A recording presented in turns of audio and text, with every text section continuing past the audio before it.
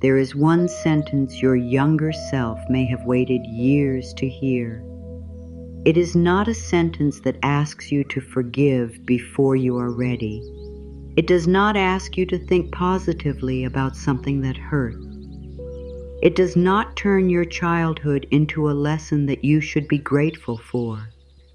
And it does not place another responsibility in your hands. I will give you that sentence, but not yet. First, we need to make enough room inside you for the words to arrive without becoming another instruction you must perform correctly. Because you have received enough instructions. Be good. Be quiet. Do not make a scene. Stop crying. Try harder. Do not be so sensitive. Be grateful. Smile. Say you are sorry. Let it go. Do not embarrass anyone. Do not ask for too much. Do not need so much. Some of these instructions may never have been spoken aloud. You learned them from a look across a room, from the sudden change in someone's voice, from footsteps that made your body prepare itself before your mind understood why, from the silence that followed an honest question, from affection that felt close one moment and unavailable the next. A child is always learning the weather of the people around them, not the weather outside, the emotional weather, a tightening mouth, a distracted face, a door closed harder than usual, a sigh when the child asks for help, a silence that feels larger than the room. A child studies these things because connection is not optional to a child. Connection is life. Warmth is life. Being seen is life. So the young mind becomes observant. It becomes quick. It learns to sense what others need before it asks what it needs. And years later, that child may be living inside an adult who calls this awareness maturity. You may call it being thoughtful. You may call it being easy to get along with. You may say, you are just good at reading people. And you probably are. But underneath that skill, there may still be a small question moving quietly through your days. Am I safe to be fully here?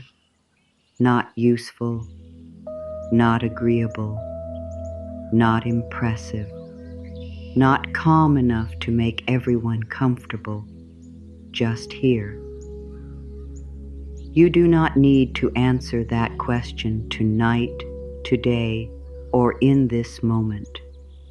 You do not need to search your memory for evidence. You do not need to identify the first day you became careful. This is not an assignment. There will be no test at the end. You are not being asked to repair your entire history in one listening. You are not being asked to remember every detail. You do not have to force open a memory that has stayed closed. You do not have to produce tears to prove that you are healing. If tears come, they can come. If they do not, nothing is wrong. If your heart feels open, that is welcome. If your heart feels guarded, that is welcome too. A guarded heart is not a failed heart.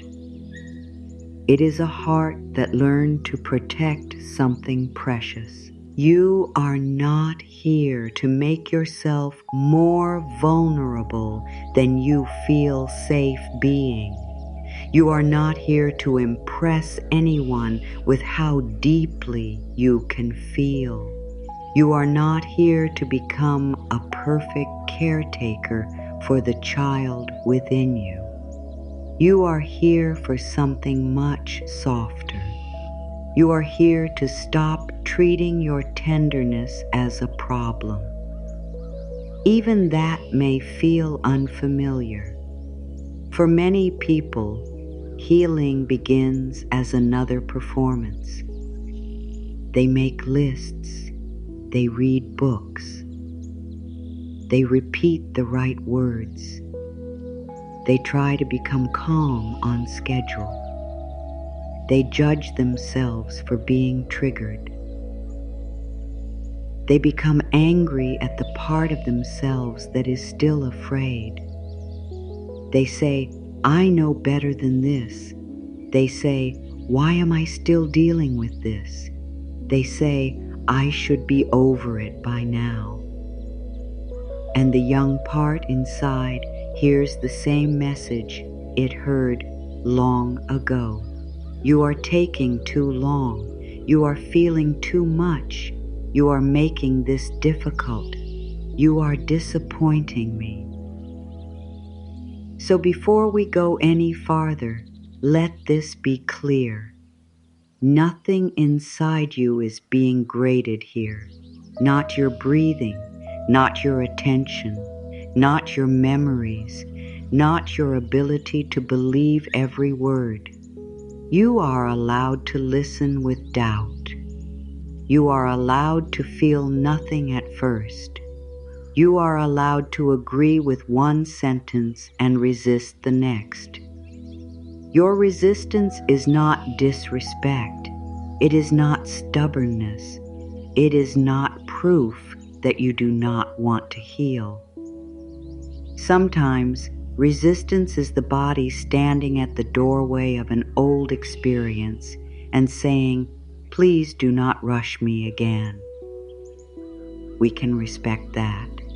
We can move at the speed of trust. Trust rarely arrives because it has been commanded. It grows through small moments in which nothing harmful happens when you tell the truth. The truth might be that you are tired. The truth might be that you are still angry. The truth might be that you love someone and also need distance from them, the T. Truth might be that you understand why someone acted as they did, but understanding has not erased the effect on you. The truth might be that a part of you still waits for an apology you may never receive. The truth might be that you learn to apologize for things that were never yours to carry. You may apologize when another person bumps into you. You may apologize before asking a question. You may begin a message with, "Sorry to bother you." You may explain why you need rest, as though rest must be defended in court. You may give 3 reasons for saying no when one no would be enough. You may soften every boundary until it becomes an invitation to negotiate. You may say, "It's okay," before deciding whether it is okay. You may comfort the person who hurt your feelings because their discomfort feels more urgent than your pain. You may hear a change in someone's tone and immediately search yourself for what you did wrong. You may replay conversations after they end, not once, again and again. You may remember the exact expression on someone's face. You may inspect each sentence you spoke. You may wonder whether you were too much, too honest, too emotional, too quiet, too distant, too needy, too confident, too visible.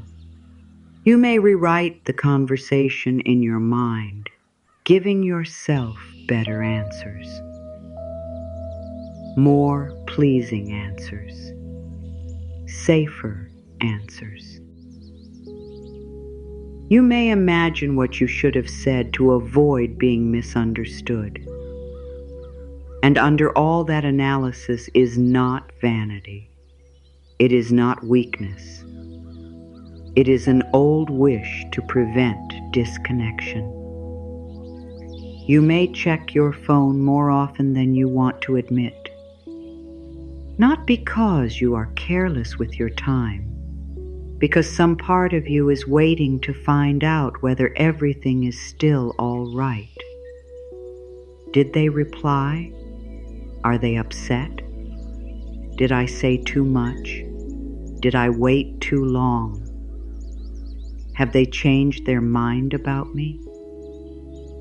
You may feel relief when a message arrives, only to feel uncertain again after reading it. Was the reply shorter than usual? Why did they use that word? Why was there no warmth at the end? A younger nervous system can live inside an adult hand holding a modern phone. The surroundings change. The question does not. Am I still connected? Am I still wanted? Did I do something that made love go away? You may be the person everyone describes as strong. People may come to you with their worries because you know how to listen. You remember details. You make space. You know how to calm a room without drawing attention to yourself. You sense who feels left out. You make sure everyone has what they need. You answer messages even when your own heart is heavy. You solve problems before anyone has to ask. You carry extra things because letting someone down feels worse than exhaustion. And when someone asks how you are, you may smile and say, "I'm fine." The smile may arrive automatically, so quickly that you hardly experience it as a choice. Your face knows how to reassure others before you have had time to check in with yourself. You may be fine in many ways. You may also be lonely. You may be capable and overwhelmed. You may be grateful and grieving. You may love your life and still ache for the tenderness you missed. Two truths can live in the same body. You do not have to reject your present in order to acknowledge your past. You do not have to blame everyone in order to tell the truth about what affected you. You do not have to decide that your childhood was entirely bad or entirely good. Many childhoods contain contradiction. There may have been laughter and fear, care and confusion, protection in some moments and loneliness in others. There may have been people who loved you, but did not know how to make that love feel safe. There may have been people doing the best they knew how to do, while their best still left wounds. Compassion does not require dishonesty. You can understand someone's limitations without denying your experience. You can appreciate what was given and mourn what was missing. You can love your family and change the way you participate in old patterns. You can remember beautiful moments without using them to silence the painful ones. Your heart does not need a simple story. It needs an honest one. And an honest story may include the way you became skilled at disappearing without leaving the room. You learned to reduce yourself. You waited until everyone else had spoken. You studied the mood before expressing a need. You changed your excitement when someone seemed uninterested. You swallowed questions because curiosity had once been treated as interruption. You learned which version of yourself received approval, the helpful version, the cheerful version, the successful version. the undemanding version, the version who needed very little and gave a great deal. You may have been praised for being mature. Adults may have admired how responsible you were. They may have said you were wise beyond your years, and you were wise. But sometimes a child becomes wise because no one else is carrying what the child has begun to carry. Sometimes maturity is real strength. Sometimes it is a small person learning that there is no room to fall apart. Sometimes the child who never caused trouble was holding entire storms inside their chest. The child may have decided without words that love must be protected from their needs. So the child became careful with love. They did not ask for the second glass of water. They stopped bringing in the drawing after receiving a distracted glance. They laughed when others laughed, even when they did not understand the joke. They wiped their face before anyone saw the tears. They said the stomachache was gone. They said they were not scared. They said they could do it alone, and adults believed them. Not always because the adults did not care. At times, because the child had become very convincing. Children can become brilliant. They actors when belonging feels uncertain. They perform ease. They perform independence. They perform forgiveness. They perform happiness. They perform being unaffected. Then those performances become habits, and the habits follow them into grown relationships. You may still perform calm when your chest is tight. You may still laugh after someone crosses a line. You may still say, "No worries," while worry is moving through every part of you.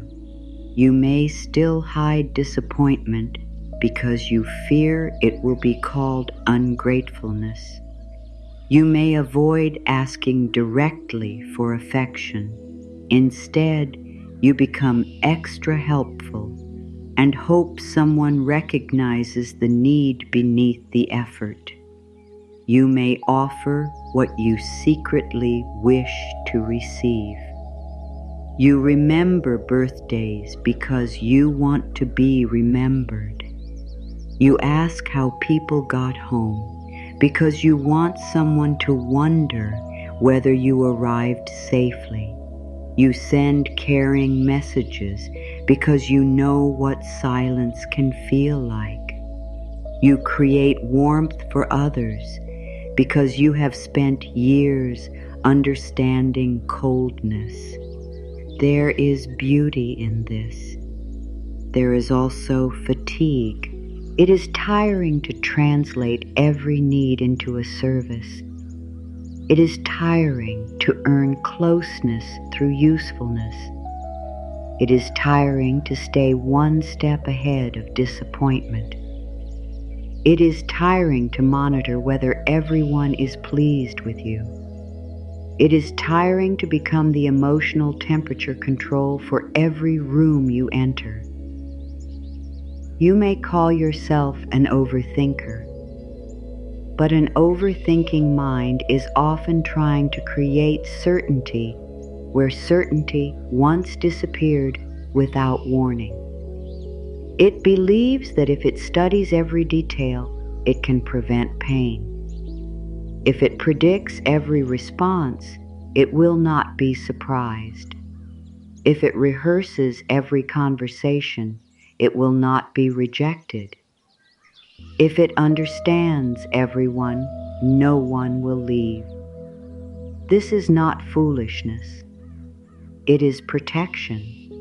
The mind was trying to help. The body was trying to help. The child was trying to help. A child does not sit down and design a lifelong coping pattern. The child responds to what is available. If crying brings comfort, the child learns that feelings can be shared.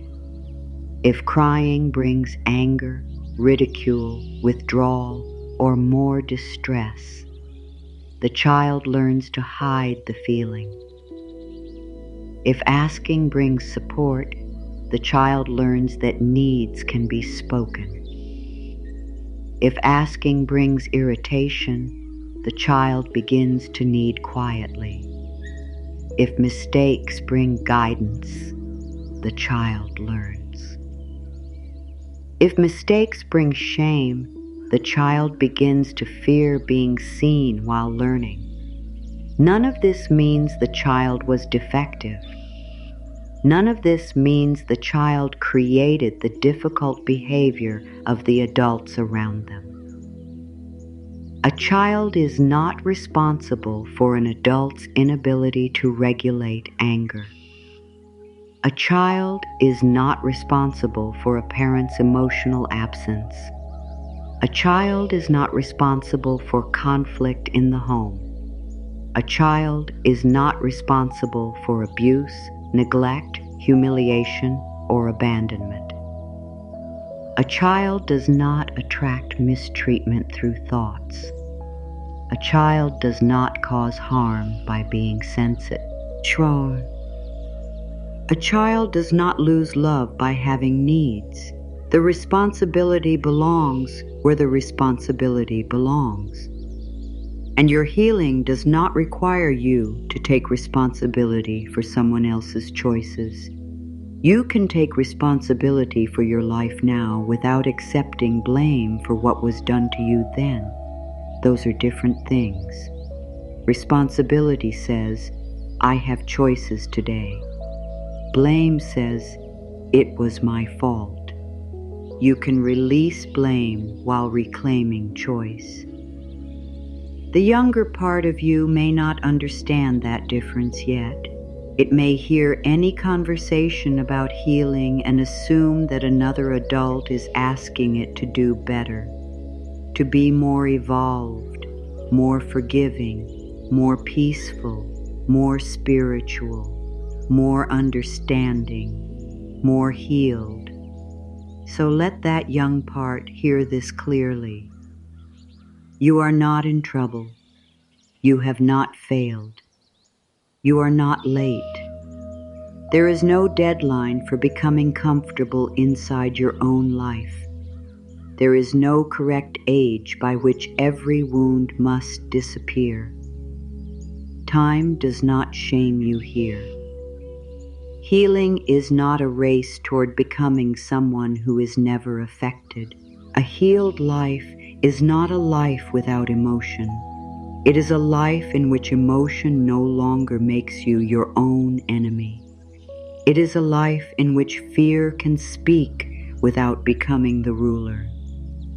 It is a life in which sadness can visit without being accused of ruining everything.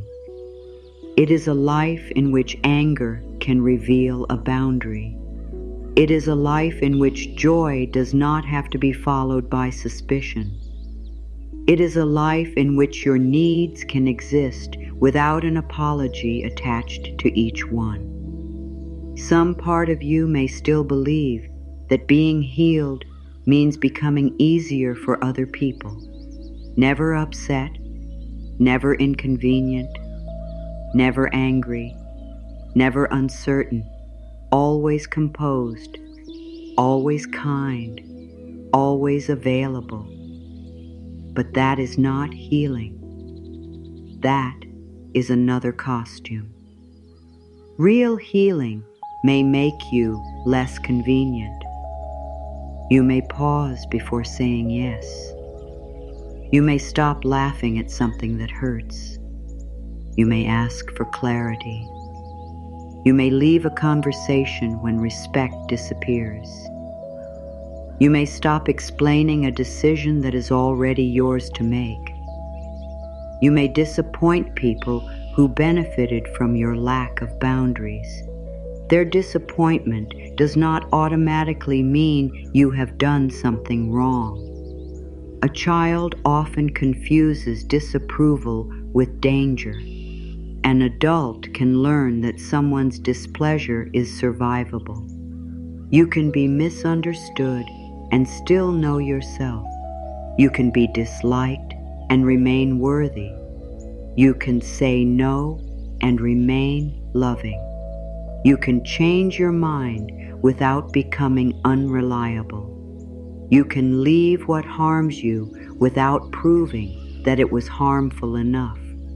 You can choose distance before resentment becomes the only language left. These choices may feel uncomfortable because the body may interpret a new boundary as an old threat. Your hands may shake. Your heart may beat faster. Your mind may produce 10 reasons to take the boundary back. This does not mean the boundary is wrong. It may mean you are doing something new. New safety can feel unfamiliar before it feels safe. You are learning not to abandon your truth merely because someone else prefers your silence. You are learning not to confuse self-erasure with love.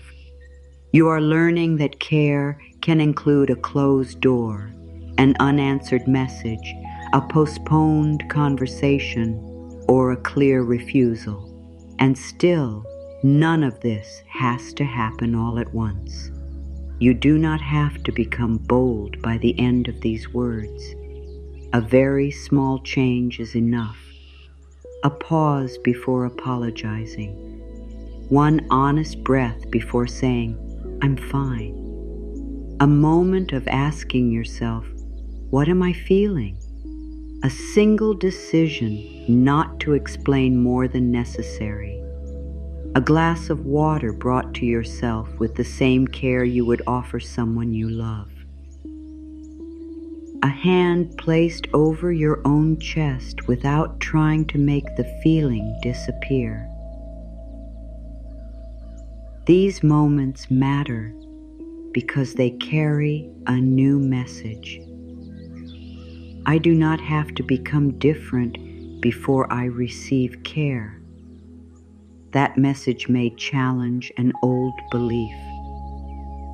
The old belief may say that care comes after achievement, after obedience, after calmness, after success, after everyone else is satisfied, after the problem has been solved, after you become easier to love. So you postpone tenderness. You promise yourself rest after one more task. You promise yourself kindness after you improve. You promise yourself acceptance after the body changes, the money changes, the relationship changes, the work changes, the anxiety changes. You place love at the finish line and ask a frightened part of yourself to run toward it. But a frightened child does not need a finish line. A frightened child needs evidence that love is already present. Not perfect love, not endless patience, not a life without boundaries. Presence, a listening face, a steady voice, a hand that does not pull away because the feeling is inconvenient. You may not have received enough of this. That truth can hurt. It can also free you from the belief that your pain proves there was something wrong with you. The absence of comfort does not prove you were impossible to comfort. The absence of protection does not prove you were unworthy of protection. The absence of understanding does not prove you were too confusing to understand. The absence of tenderness does not describe your value. It describes what was unavailable. That distinction is one of the most important distinctions you can make.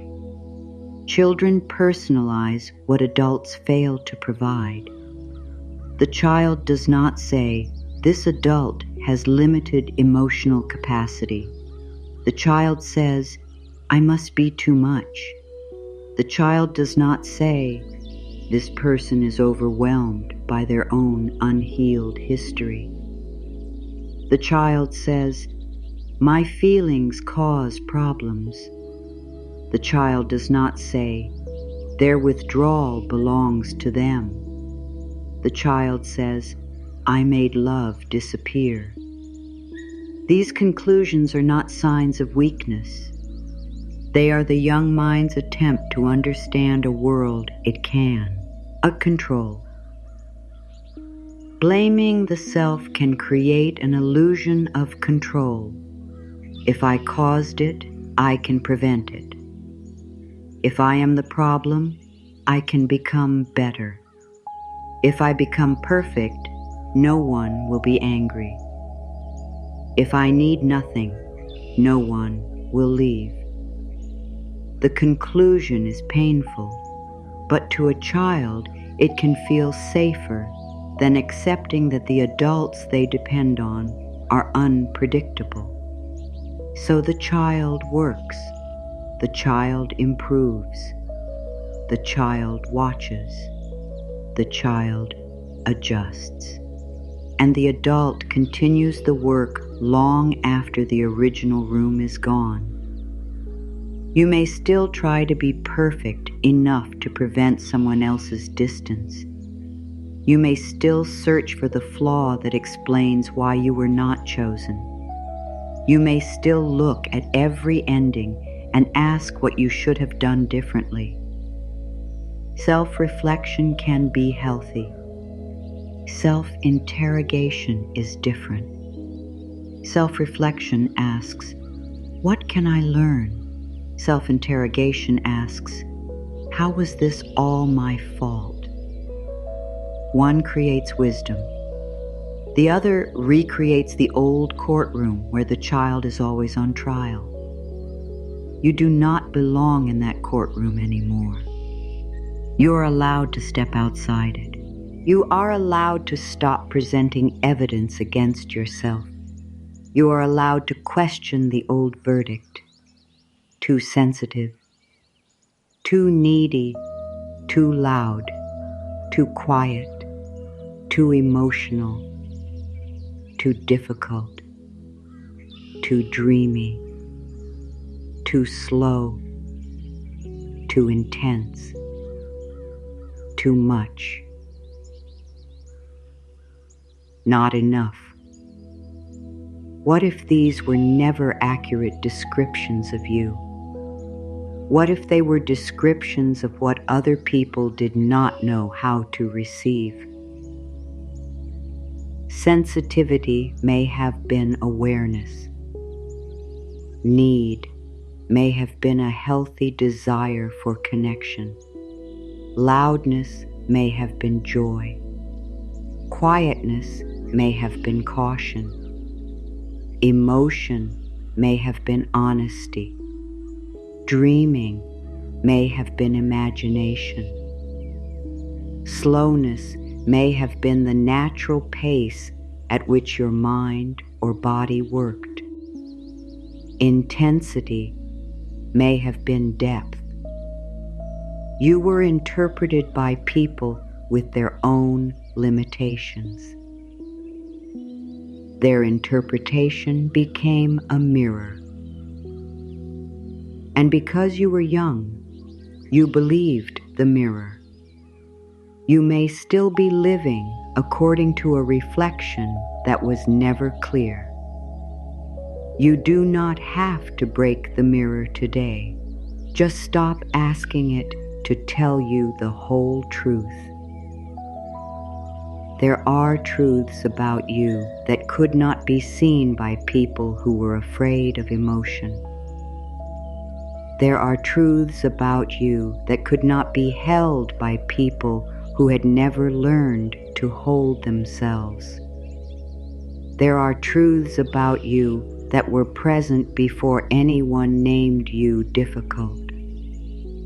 before anyone asked you to become smaller, before you learned to hide your face when you cried, before you measured your worth by the ease you created for others. Those truths are not lost. They have been waiting beneath adaptation, not waiting for you to become a new person, waiting for you to stop confusing the adaptation with your identity. You are not the apology that rises automatically to your lips. You are not the fear that follows a delayed reply.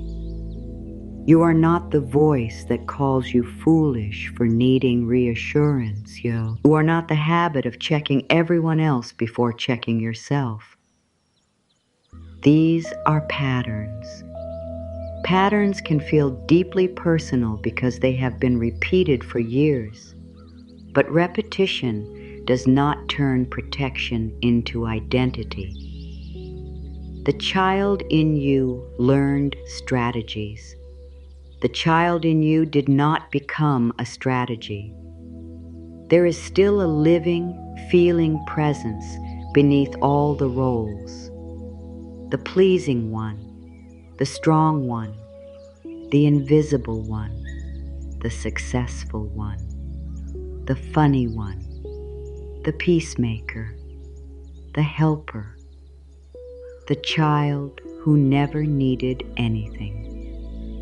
Under those roles is someone who wanted to be met without earning the meeting. Someone who wanted to be asked a second time, "How are you really?" Someone who wanted an adult to see past the practiced smile.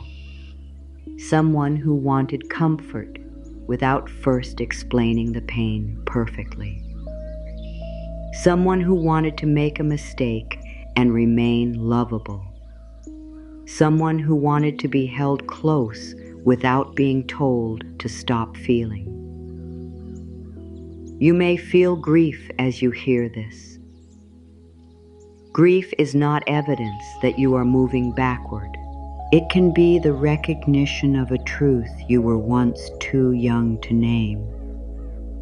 You may grieve what happened. You may grieve what never happened. The bedtime reassurance that did not come, the defense you needed, the celebration that was overlooked, the question no one asked, the apology that never arrived, the protection that should have been ordinary.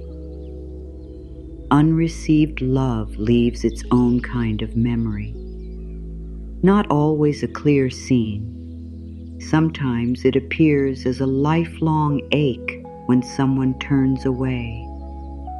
Sometimes it appears as discomfort when kindness is offered freely. Sometimes it appears as suspicion when life becomes peaceful. Sometimes it appears as the urge to work harder whenever you are loved.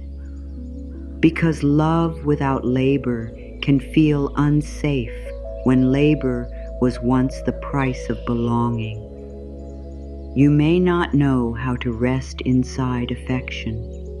You may wait for the request that must be hidden behind the gift. You may search for the cost. You may assume that kindness will later be used against you. You may pull away before the other person gets the chance. Then you may criticize yourself for pulling away. But the part that withdraws is not trying to ruin love. It is trying to avoid the moment love changes. It remembers change.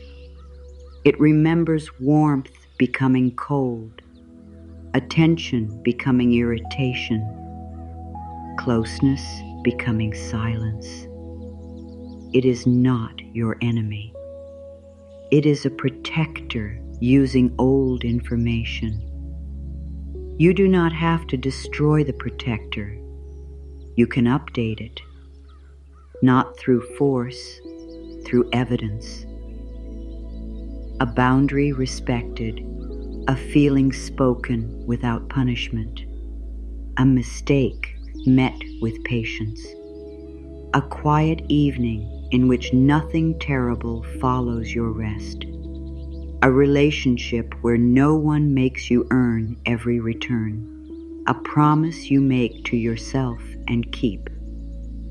Small evidence becomes new knowledge. New knowledge becomes new expectation, and new expectation begins tune. Oh, soften the body. This takes time, not because you are broken, because trust is built through experience, not argument. You cannot scold yourself into trust. You cannot shame yourself into peace. You cannot threaten yourself into feeling safe. The voice that says, "Get over this," may believe it is helping, but it is repeating the original injury. Your feelings are inconvenient, so make them disappear. We are learning another way, not indulgence, not endless analysis, not becoming trapped in the past. Another way of meeting what is present. You can say, "This feeling makes sense." You can say, "Something in me is afraid, and I do not have to punish it." You can say, "I can be here without solving everything." You can say, "My reaction has a history, but it does not have to control my future." This is how an adult voice begins to enter an old inner room, not loudly, not with a lecture, with steadiness. And somewhere in the ordinary spaces of your life, there may still be a small piece of the past waiting to be found. Not in a dramatic place, not beneath a spotlight. Inside something you almost stopped noticing. A pocket you had not reached into for years. A folded place holding the shape of a much smaller hand. We will come to it. For now, let the image remain where it is. Unopened, undemanding. You do not need to reach for it yet. The sentence I promised is still coming. It has not been withheld to make you wait. It is being protected from the old habit that turns every loving word into work. Before you hear it, I want the part of you that expects correction to experience something different. No one is correcting you here. No one is asking you to explain why you feel what you feel. No one is measuring whether your childhood was painful enough. No one is comparing your wounds with someone else's wounds. Pain does not become invalid because someone else suffered differently. Love does not have to be absent in every moment for harm to matter. You do not need a perfect case. You do not need witnesses. You do not need to persuade the inner judge. Your experience belongs to you. You may name it slowly. You may leave parts unnamed. You may honor what your body knows before your mind finds language. And you may begin with this much. I was doing what I knew to do. I was trying to stay connected. I was trying to stay safe. I was trying to understand. I was a child. Let those words stand without argument. I was a child, not a therapist, not a mediator, not a keeper of adult secrets, not the person responsible for everyone's peace, not the reason someone else could not love safely. a child, learning, watching, adapting, hoping. You may have carried adult responsibilities with remarkable strength. That strength deserves respect, and the fact that you carried them does not mean you should have had to. You can honor your strength without romanticizing what required it. You can be proud of who you became and tender toward what it cost. Both truths belong. Your coping kept you moving. Your awareness kept you connected. Your imagination gave you places to go. Your humor gave you breath. Your independence helped you survive moments of emotional loneliness. Your sensitivity helped you detect what was not being spoken. Thank these abilities. Do not worship the pain that shaped them. You were not required to suffer in order to become valuable. You did not need to be wounded to become deep. Your depth was already there. Your intelligence was already there. Your warmth was already there. The difficult experiences influenced how those qualities developed, but they did not create your worth. Worth came first. Before achievement, before obedience, before anyone approved of you, before anyone misunderstood you, before you learned to make yourself useful. Worth came first, and it remains. Even on the days you are not productive, even when you disappoint someone, even when your body needs more rest than your plans expected, even when you need reassurance, even when you say the wrong thing, even when you cannot explain what hurts, even when healing feels slow. Your worth does not rise when you are easy and fall when you are human. You do not become less deserving of tenderness when you struggle to receive it. The part of you that pulls away from comfort may need comfort most. The part that says, "I do not care," may have cared for a very long time. The part that becomes angry may be protecting grief. The part that becomes controlling may be afraid of surprise.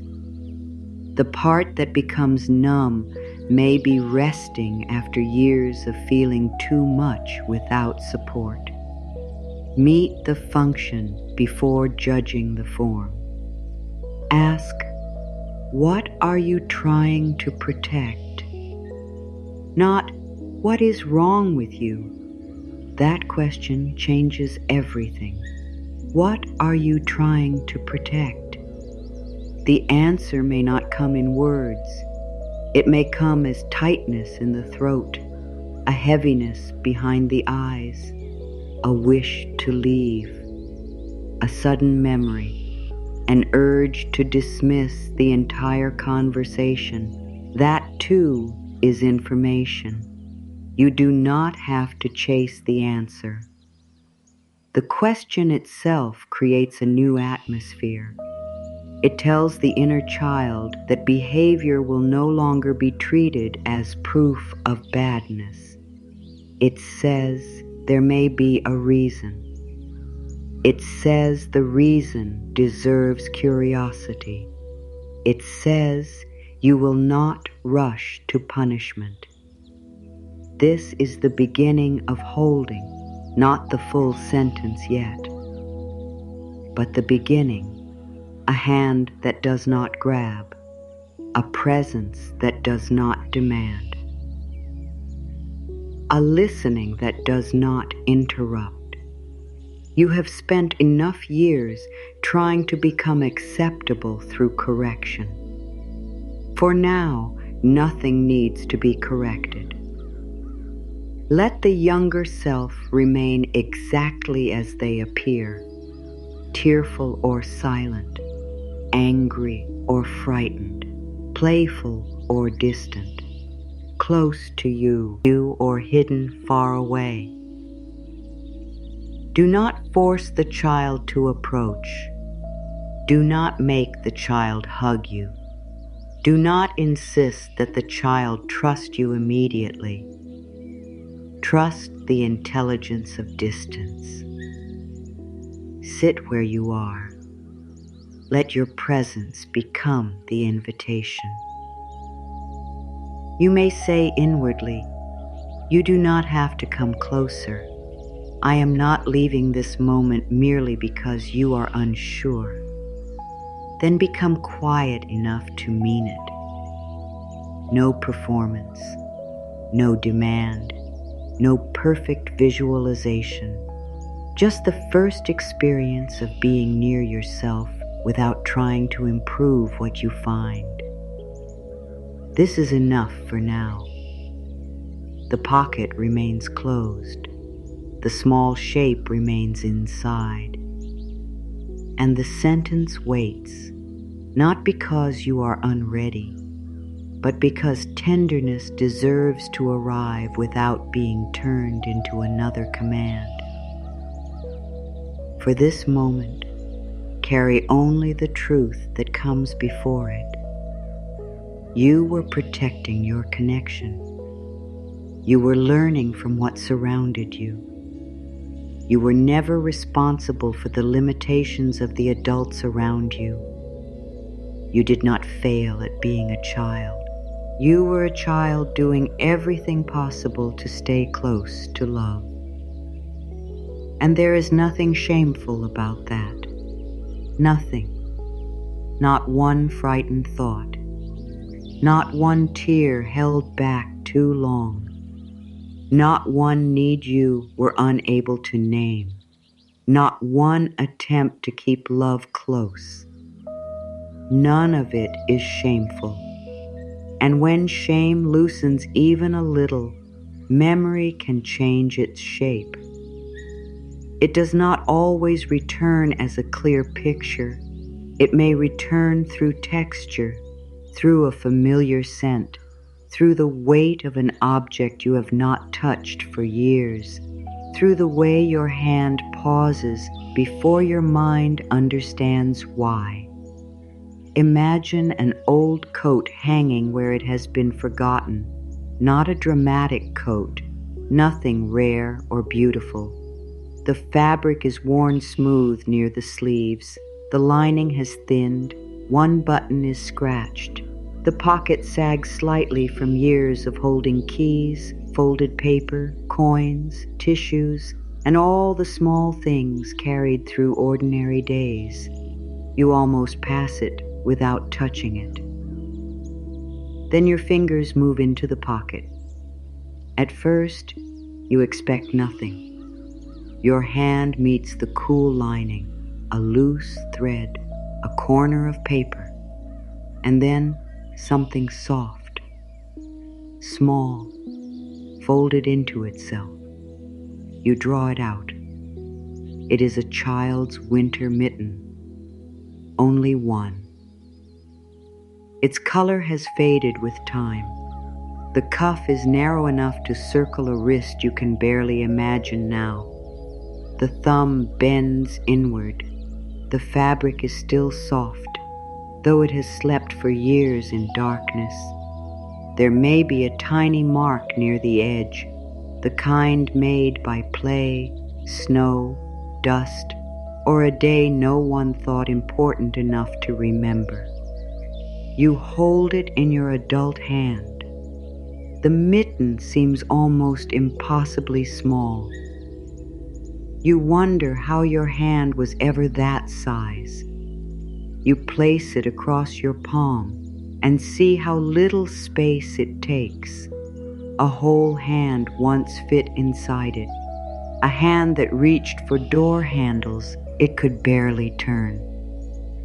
A hand that held crayons too kitly, a hand that covered a mouth during laughter, a hand that wiped tears before anyone saw them, a hand that carried treasures adults called useless, a stone, a button, a folded note, a tiny toy, a sweet saved for later, a hand that reached upward without knowing whether another hand would reach down.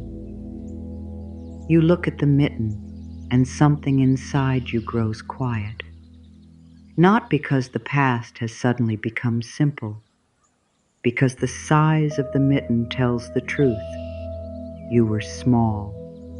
You may have understood more than others realized.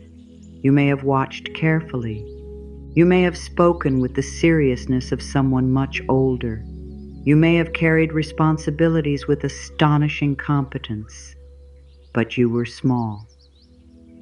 The mitten refuses to let that truth be argued away. Its size does not accuse anyone. It does not rewrite every memory. It does not demand that you choose one story about the people who raised you. It only rests in your palm and says, without language, this hand belonged to a child. A child's hand is not a problem to solve. A child's hand is not improved by being cold. It does not become stronger because no one warms it. It does not become more worthy after it learns not to reach. When a small hand is cold, a mitten does not ask for an explanation. It does not say, "Why are you cold again?" It does not say, "Other children can handle this." It does not say, "You should have remembered." It does not say, "Stop being so sensitive." The mitten opens. The hand enters. Warmth begins. That is all. The mitten does not repair the fingers. It does not criticize their shape. It does not ask them to stop trembling before it offers shelter. It holds what is already there. This is where the old belief may begin to weaken. You may have spent years trying to fix reactions that first needed understanding. You tried to fix the fear of being left. You tried to fix the need for reassurance. You tried to fix the ache that appeared when someone became distant. You tried to fix the anger that rose when you were ignored. You tried to fix the part of you that could not relax around kindness. You treated these responses as proof of immaturity. But a cold hand does not need a lecture about winter. It needs warmth. The frightened part of you may already know why it is frightened. It may have spent decades studying danger. More analysis is not always what it lacks. It may lack the experience of being met without correction. You can understand a pattern intellectually and still feel it in your body. You can know that a delayed message does not mean abandonment and still feel your chest tighten. You can know that a disagreement does not mean a relationship is ending and still prepare for loss. You can know that rest is healthy and still feel guilty when you stop moving. Knowledge matters. But knowledge alone may not reach the place where the original seed onclusion was formed.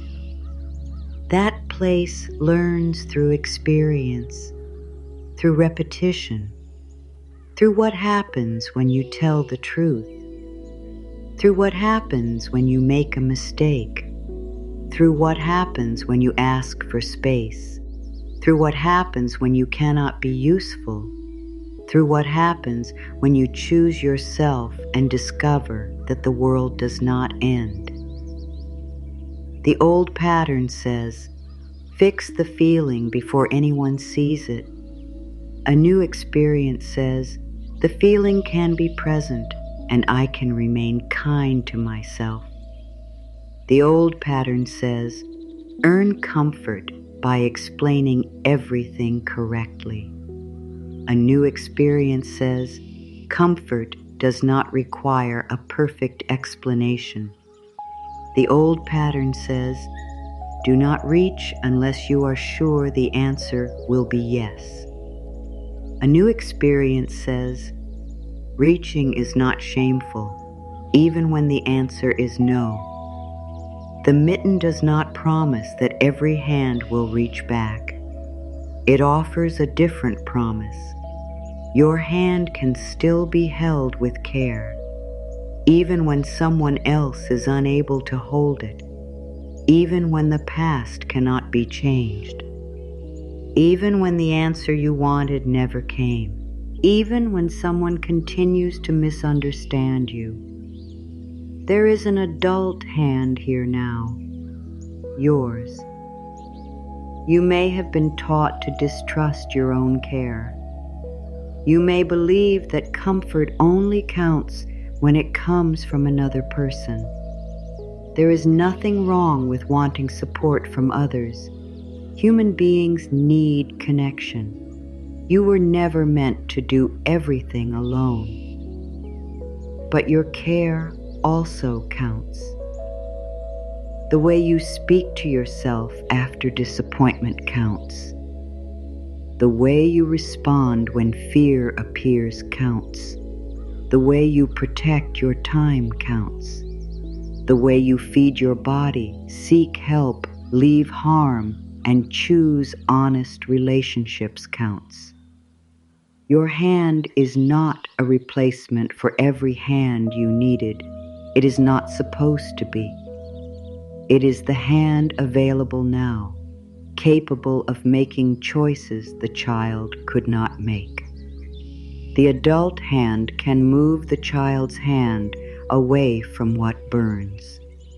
It can reach for support. It can close what should not remain open. It can place the mitten around tenderness instead of demanding that tenderness become tougher. You may resist this image. A part of you may say, it is too late. That part deserves an answer. Yes, some things happened a long time ago. Yes, there are moments you cannot revisit. Yes, there are words you needed then that no one spoke. Time cannot be reversed, but the meaning you carry can change. The child may have concluded, no one came because I was not worth coming for. The adult can say, no one came because the people responsible could not or did not respond as they should have. The child may have concluded, I was left alone because my feelings were too much. The adult can say, I was left alone with feelings that deserved support. The child may have concluded, I should have been easier. The adult can say, care should not have depended on how easy I was. This does not erase what occurred. It stops, though, the old event from continuing to define your value. That is not pretending. It is correcting the conclusion, not correcting the child. There is a difference. The child was never the error. The conclusion was formed from incomplete information. A young mind sees what happened and creates an explanation that keeps the world understandable. Now you have access to more truth. You know that adults carry wounds. You know that some people confuse control with care. You know that some people become distant when emotion asks them to become present. You know that love can exist in someone who still behaves harmfully. You know that intention and impact are not the same. You know that being loved by someone does not always mean being treated well by them. You know that another person's inability to give warmth is not proof that you were impossible to warm. The mitten lies across your palm. Its softness is not an argument. It is evidence of another way, a way that does not begin with, "What is wrong with me?" A way that begins with, "What happened to this small hand? What did it reach for? What did it learn to hide? When did it stop asking? What did it carry that was too heavy? What did it make for others in the hope that someone would see the love inside it? What did it do when no one noticed it was cold?" These questions are not meant to pull you into endless examination. They are meant to replace accusation with interest. Accusation closes the hand into a fist. Interest lets it open. You do not have to answer every question. You may answer only one. The hand learned to hide. The hand learned to work. The hand learned to point blame inward. The hand learned to wave goodbye before anyone could leave first. The hand learned to remain busy because stillness brought feelings closer. The hand learned to grip control, to grip relationships, to grip plans, to grip certainty. Not because it wanted to dominate life, because it remembered what it felt like when important things slipped away. A mitten cannot force a hand to open. It can surround the fist without punishment. Warmth may do what command could not. The fingers may uncurl when they no longer need to defend themselves from the person who is supposed to help. This is why the way you speak to yourself matters. When you say, "Why are you like this?" the inner hand tightens. When you say, "There must be a reason this feels hard," the pressure changes. When you say, "Stop overreacting," the child prepares to hide. When you say, "I see that this touched something old," the child does not have to disappear. You are not agreeing that every fearful thought is true. You are acknowledging that fear has a history. You are not handing your life over to the child. You are becoming the adult who can listen without surrendering leadership. Healthy care does not mean every impulse must be followed. A frightened part may want to send 10 messages. The adult can choose not to send them while still offering comfort. An angry part may want to destroy a relationship in one moment. The adult can pause without shaming the anger. A lonely part may want to return to someone unsafe. The adult can honor the loneliness and keep the boundary. A tired part may want to give up on everything.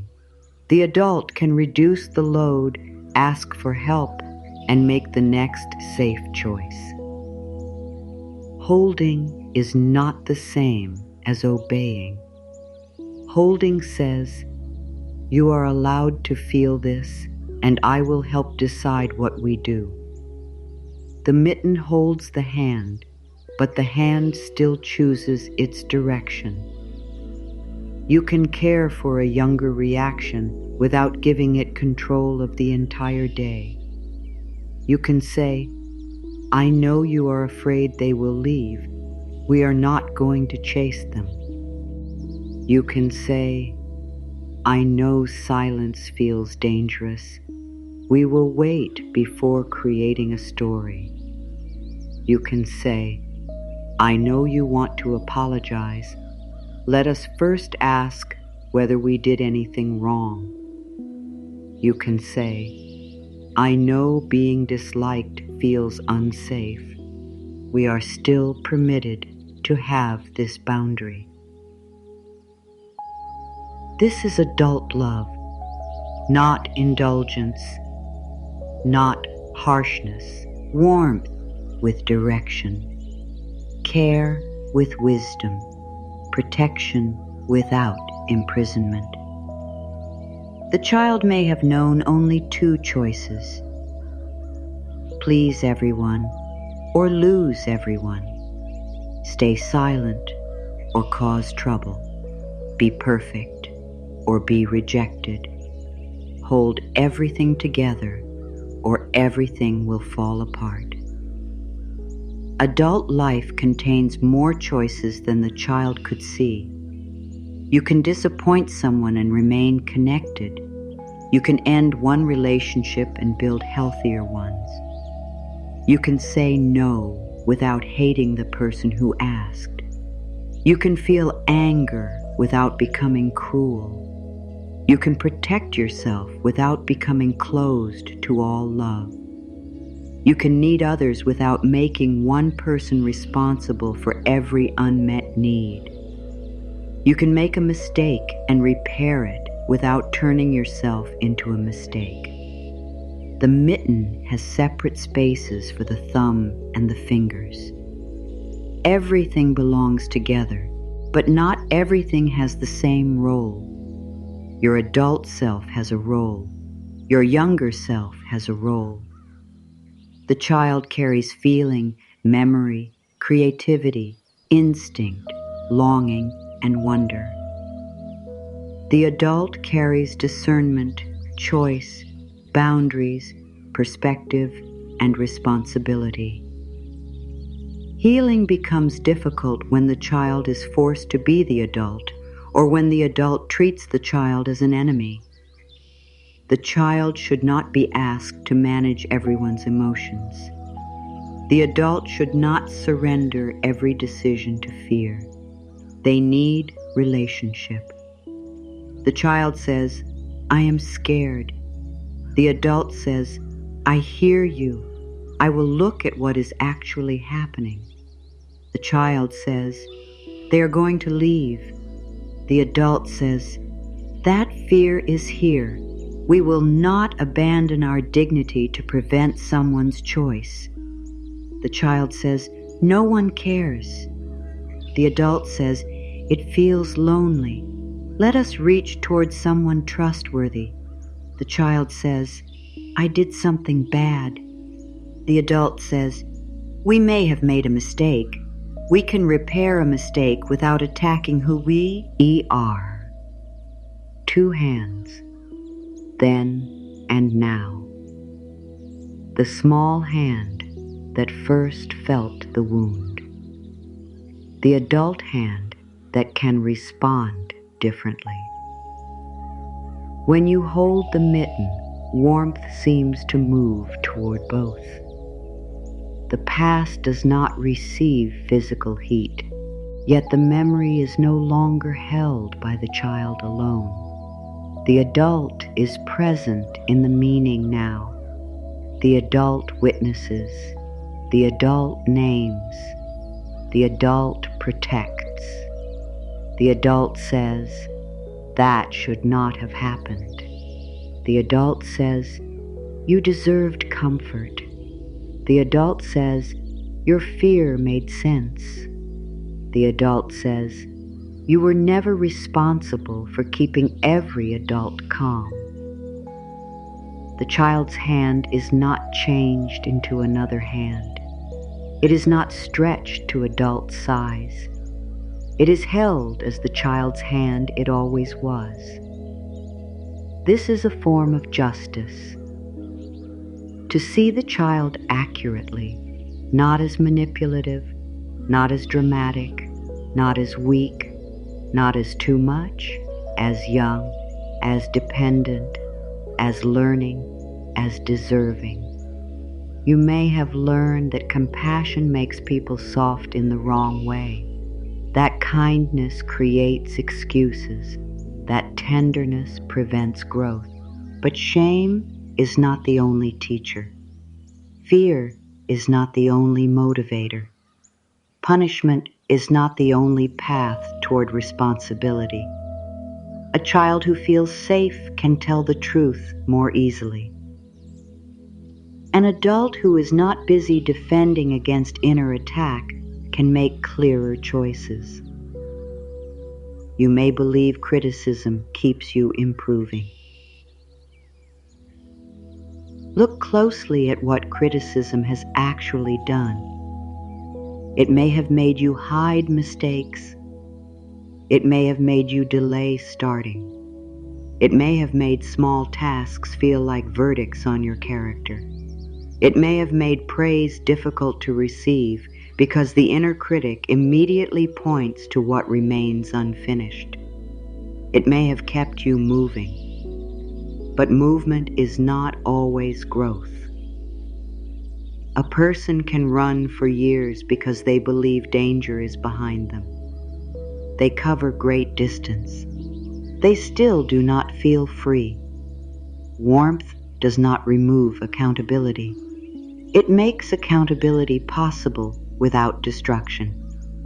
You can admit, I handled that badly, without saying, I am bad. You can say, I need to change this pattern, without saying, I am broken. You can say, my fear affected someone, without pretending that fear appeared from nowhere.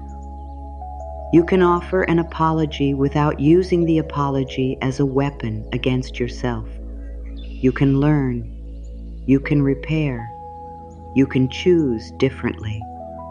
And you can do all of this while remembering that the child inside you never needed humiliation to become good. The child was already responsive to love.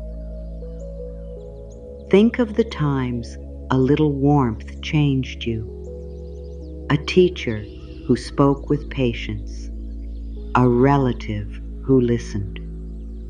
A neighbor who remembered your name. A friend who saved you a seat. An adult who noticed you were quiet. Someone who explained rather than mocked. Someone who did not make you earn their smile. These moments may have been brief, but the body remembers them too. Not every memory is a wound. There may be small pockets of warmth stored beside the painful things. A meal placed in front of you. A blanket pulled over your shoulders. A story read twice because you asked. A hand on your back. A laugh that felt safe. A person who believed you. You are permitted to keep these memories. Healing does not demand that you throw away every good thing in order to validate what hurt. The mitten can hold complexity. It may have been given by someone who loved imperfectly. It may have been part of a day that contained both joy and sadness. It may remind you of someone you miss and someone who failed you. Objects do not always carry one emotion, neither do you. You can feel warmth and grief together. You can feel anger and affection. You can miss someone and remain far from them. You can wish things had been different without wishing your entire life away. You can honor the child's loyalty while releasing the belief that loyalty requires continued harm. A child may protect the adults around them. They may say, "It was not that bad." They may compare their pain with someone else's. They may remember the adult's difficult history and use it to erase their own. They may say, "They had a hard life too." That may be true. It may help explain behavior. Explanation is not the same as permission. Someone's wounded history does not turn harm into care.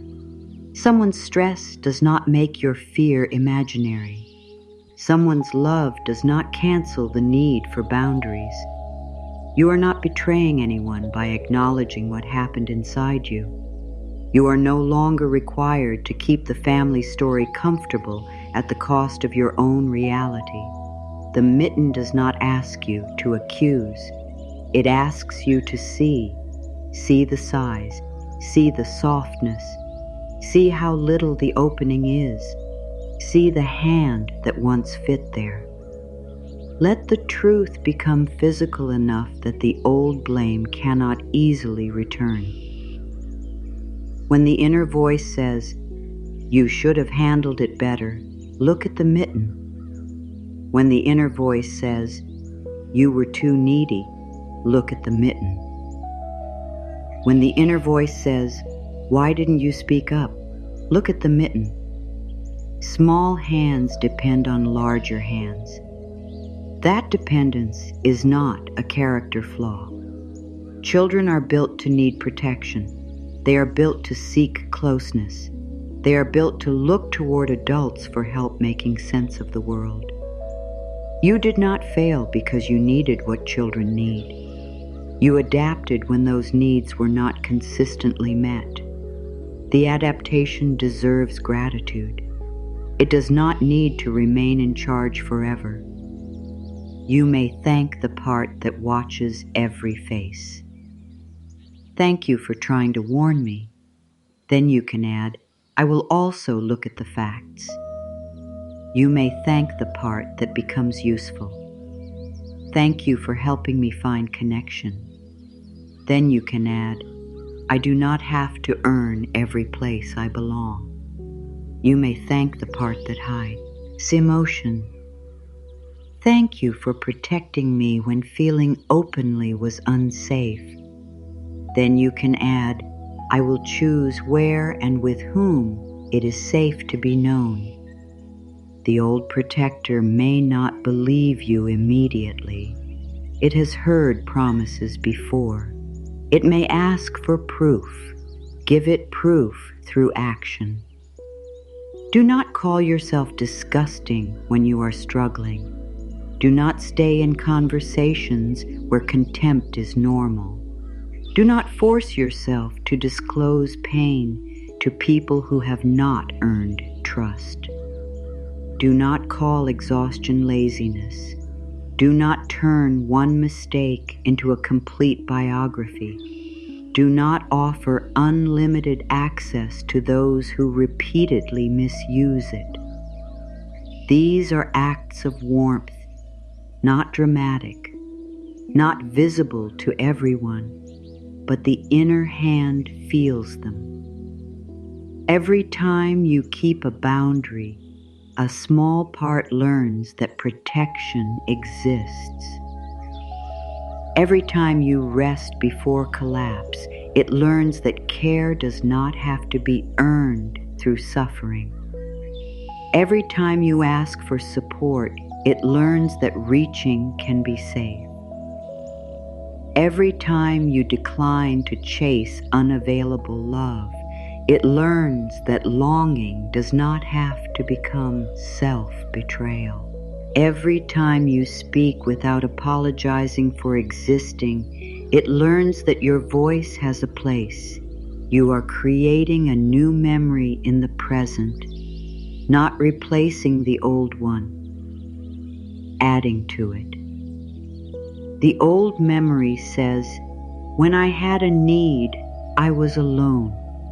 The new memory says, "When a need appears now, I can respond." The old memory says, "When someone was upset, I became responsible." The new memory says, "Another adult's emotion belongs first to them." The old memory says, "I had to hide to remain loved." The new memory says, "Love that requires my disappearance is not the only love available." New memories do not arrive only through major events. They arrive in ordinary pockets of time. You wake and do not immediately reach for criticism. You notice tension and soften your jaw instead of blaming your body. You make a meal before you become painfully hungry. You leave space in your schedule. You tell someone, "I cannot do that today." You stop rereading a message that has already given you all the information it contains. You place the phone down. You let uncertainty exist without making it an emergency. You sit with your own hand open. That last act may seem small. Open your hand for a moment. You do not need to imagine anything perfectly. See the lines across your palm. See the places where life has marked the skin. This hand has carried more than the child's hand could carry.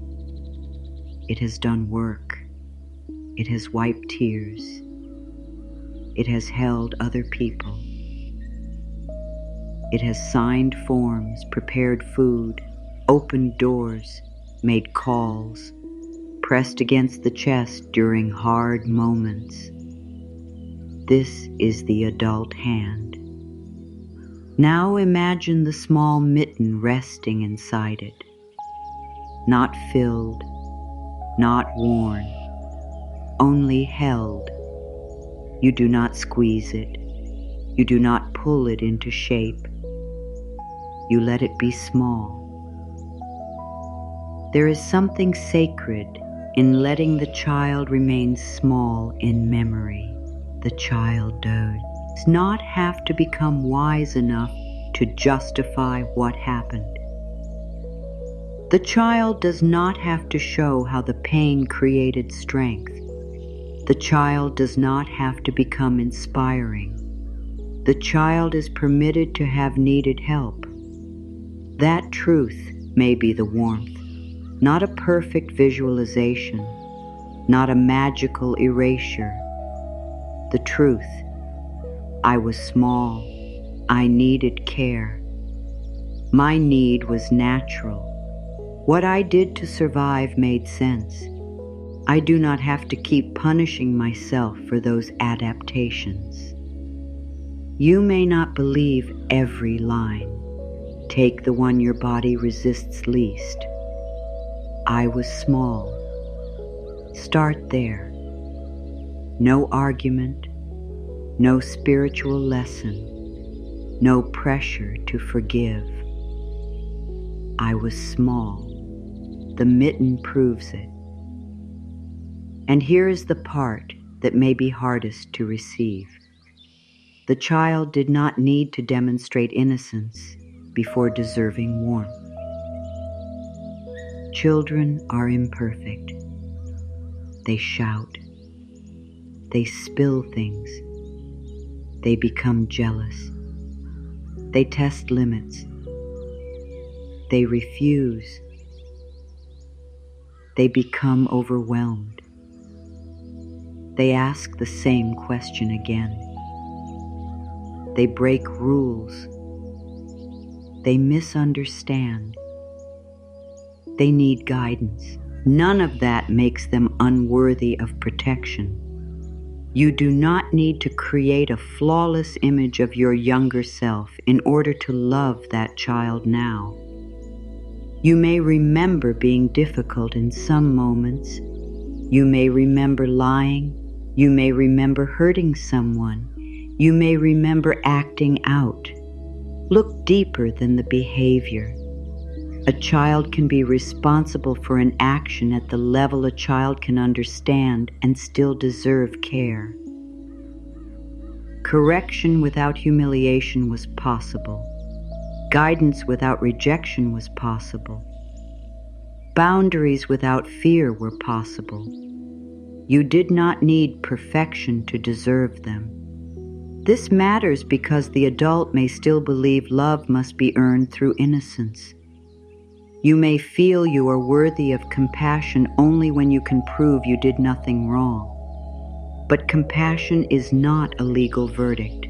It is how human beings are helped to become more honest, responsible, and whole.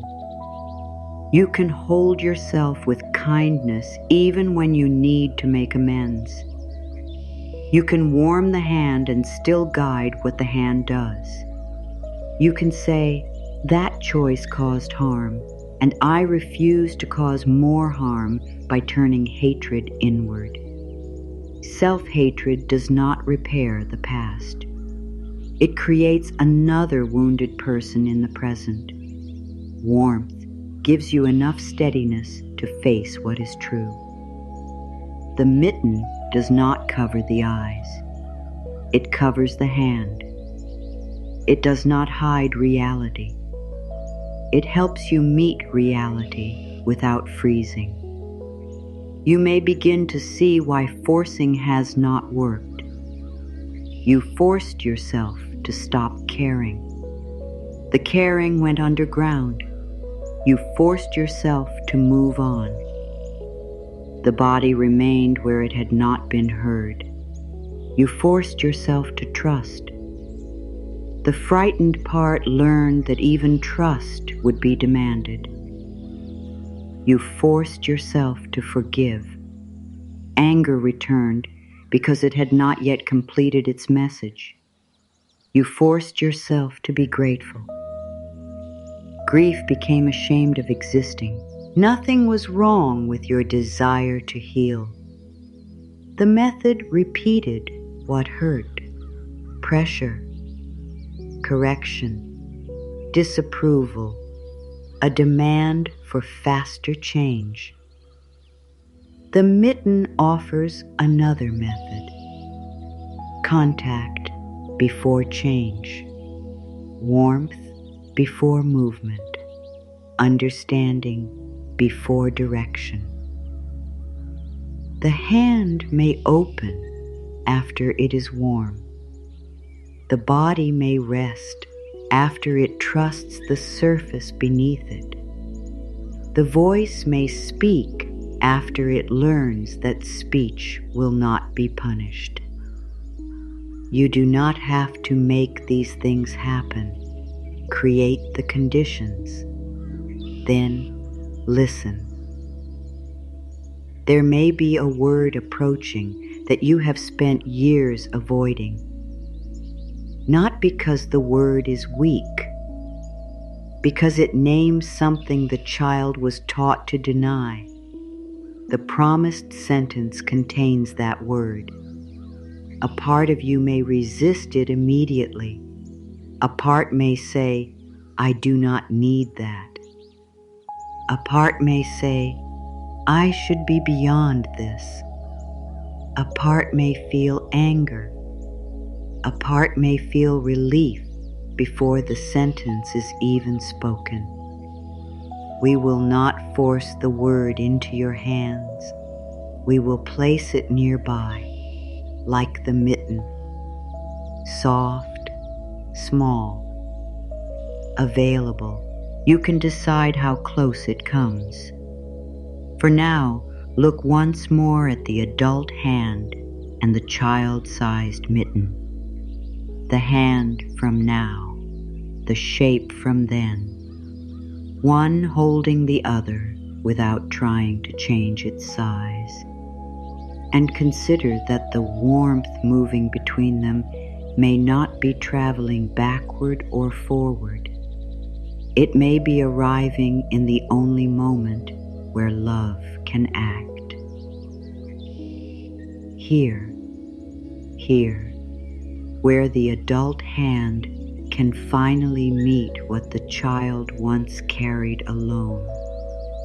Here, where warmth does not have to travel through years or cross the distance between who you were and who you became.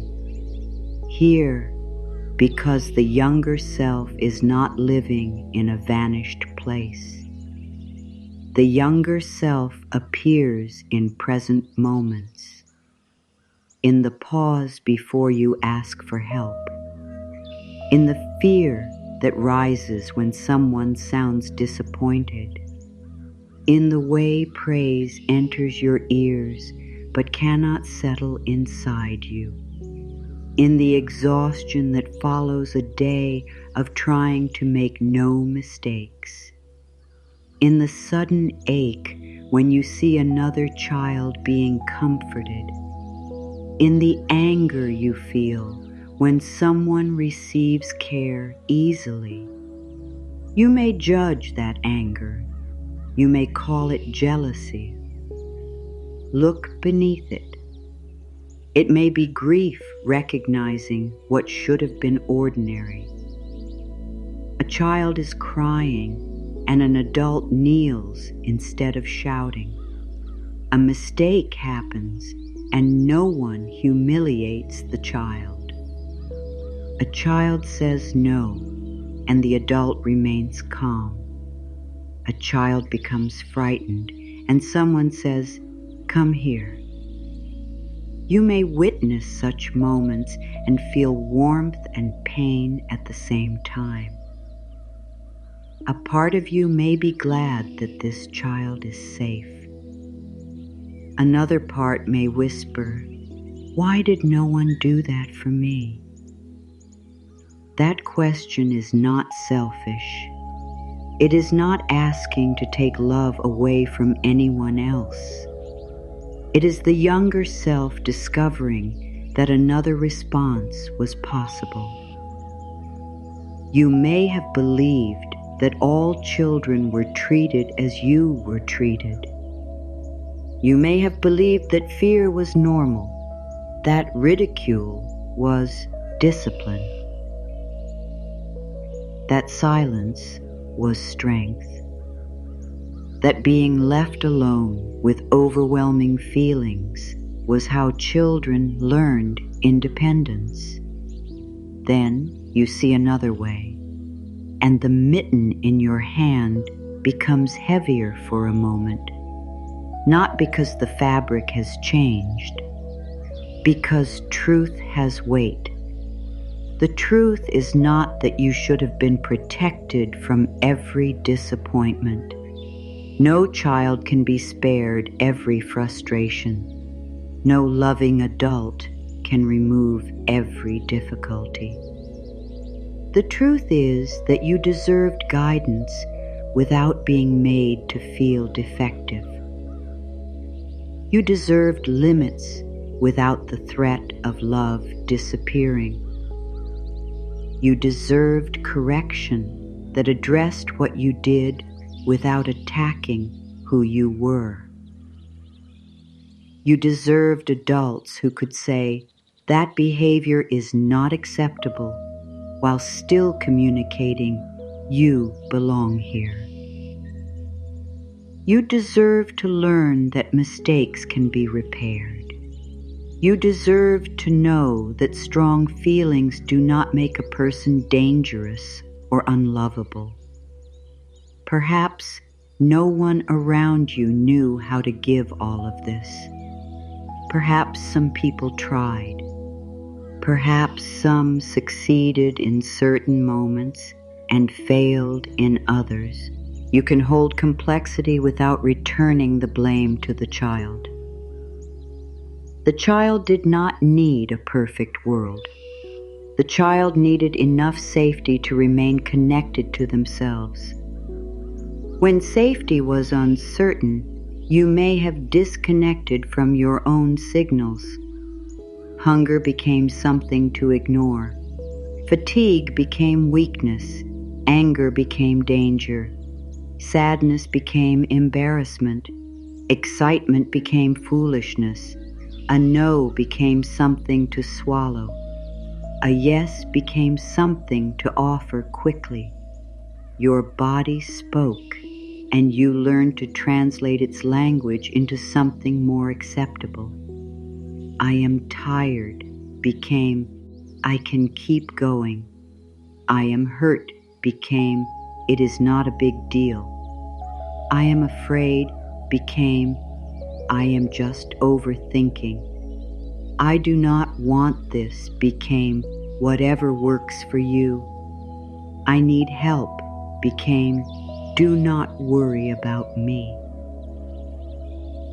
You may have become fluent in leaving yourself out of the conversation, not because you lacked self-respect, because belonging felt safer when your needs were quiet. This is why returning to yourself can feel uncomfortable. You are learning a language that was once discouraged, the language of preference, the language of limits, the language of physical sensation, the language of honest need. At first, the words may sound too strong. I cannot. I do not agree. I need time. That hurt me. I have changed my mind. Please do not speak to me that way. The adult may understand that these are ordinary sentences. The child may hear an alarm. Will they become angry? Will they withdraw? Will they call me difficult? Will I lose the relationship? The old fear may appear before you speak and remain after the conversation ends. You may review the boundary for hours. Was I too harsh? Should I send another message? Should I explain what I meant? Should I apologize for the tone? The inner hand begins to grip again. This is where warmth becomes practice. You can say, the discomfort does not prove the boundary was cruel. You can say, I am learning to remain present when someone does not approve. You can say, I do not need to turn their reaction into a verdict on my worth. You can place your hand around the imagined mitten, not squeezing, not forcing the fear to stop.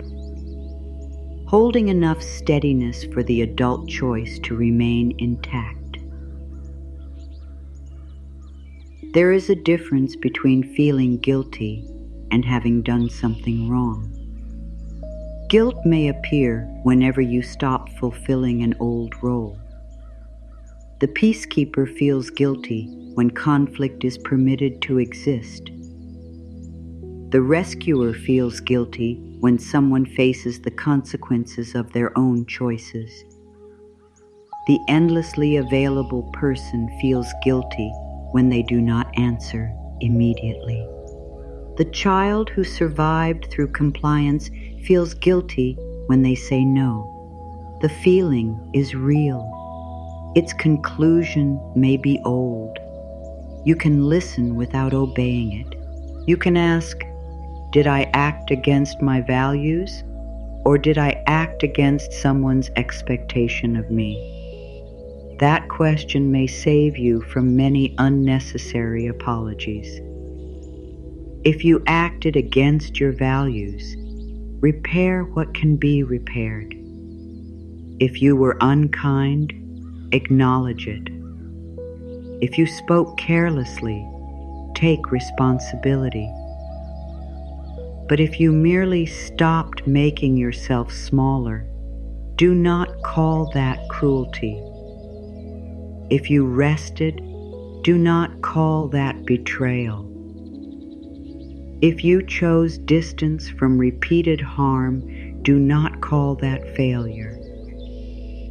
If you refuse to carry a burden that belongs to another capable adult, do not call that selfishness. A warm hand can still be a firm hand. The mitten is soft, but it has a shape. It has an edge. It ends at the wrist. It does not cover the entire world. This matters. Love without boundaries becomes confusion. Compassion without discernment can return you to situations that injure you. Holding the child does not mean opening the door to everyone who once hurt the child. It may mean closing it more securely. The younger self may believe reconciliation is the only proof of healing. It is not. You may heal and remain distant. You may forgive in your own understanding and still decline contact. You may release the wish to punish someone and continue protecting yourself from them. You may love someone and recognize that closeness is unsafe. You may hope they find peace without volunteering to become the place where they practice harmful behavior. The mitten protects through contact, but it also creates a layer between the skin and the cold. Protection is not rejection of life. It is intelligent relationship with what surrounds you. You do not prove your goodness by remaining exposed. You do not prove spiritual maturity by tolerating disrespect. You do not prove compassion by explaining away abuse. Peace does not require you to stay where you are frightened, controlled, degraded, threatened, or harmed. There are times when the most loving response is distance.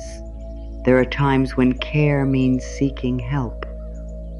A trusted friend, a support group, a community resource, a qualified counselor or another appropriate professional, a doctor when the body or mind needs medical care, a legal or safety service when protection is necessary. Reaching for trained support is not a failure of affirmation. It is an adult hand choosing another trustworthy hand.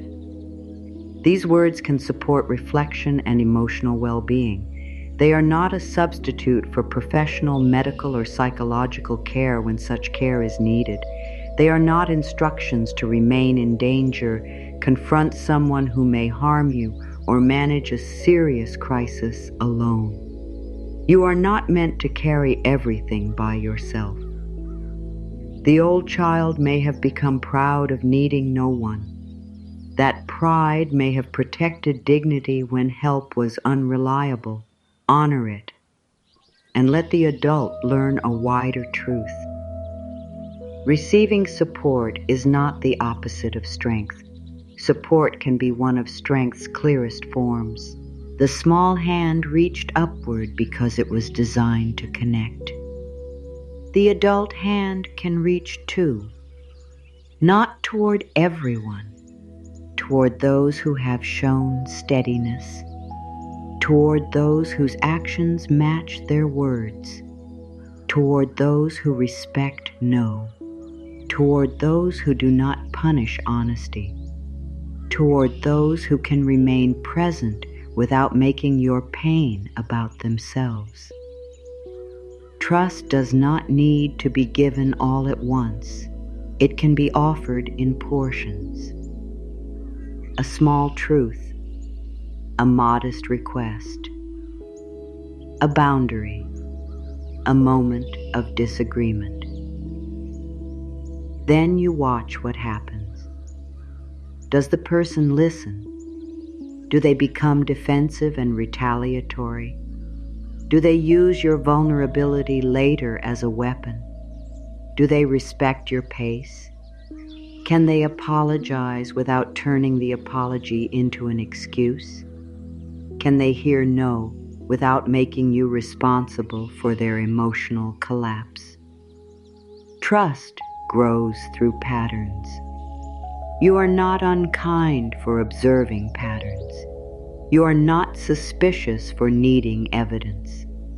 You may have been asked to ignore evidence in the past. You may have been told that words mattered more than repeated behavior. You may have been encouraged to accept promises while your body recognized the pattern continuing. The adult hand can look at what is actually happening. not only what is hoped for, not only what has been promised, not only what someone could become. What is happening now? How are you treated? What happens when you have a need? What happens when you disagree? What happens when you succeed? What happens when you are not useful? These questions help the adult choose where the inner child is brought. You do not carry a small, tender hand into every environment. You do not place it inside the hands of people who have repeatedly dropped it. You can be cordial without being open. You can be compassionate without being accessible.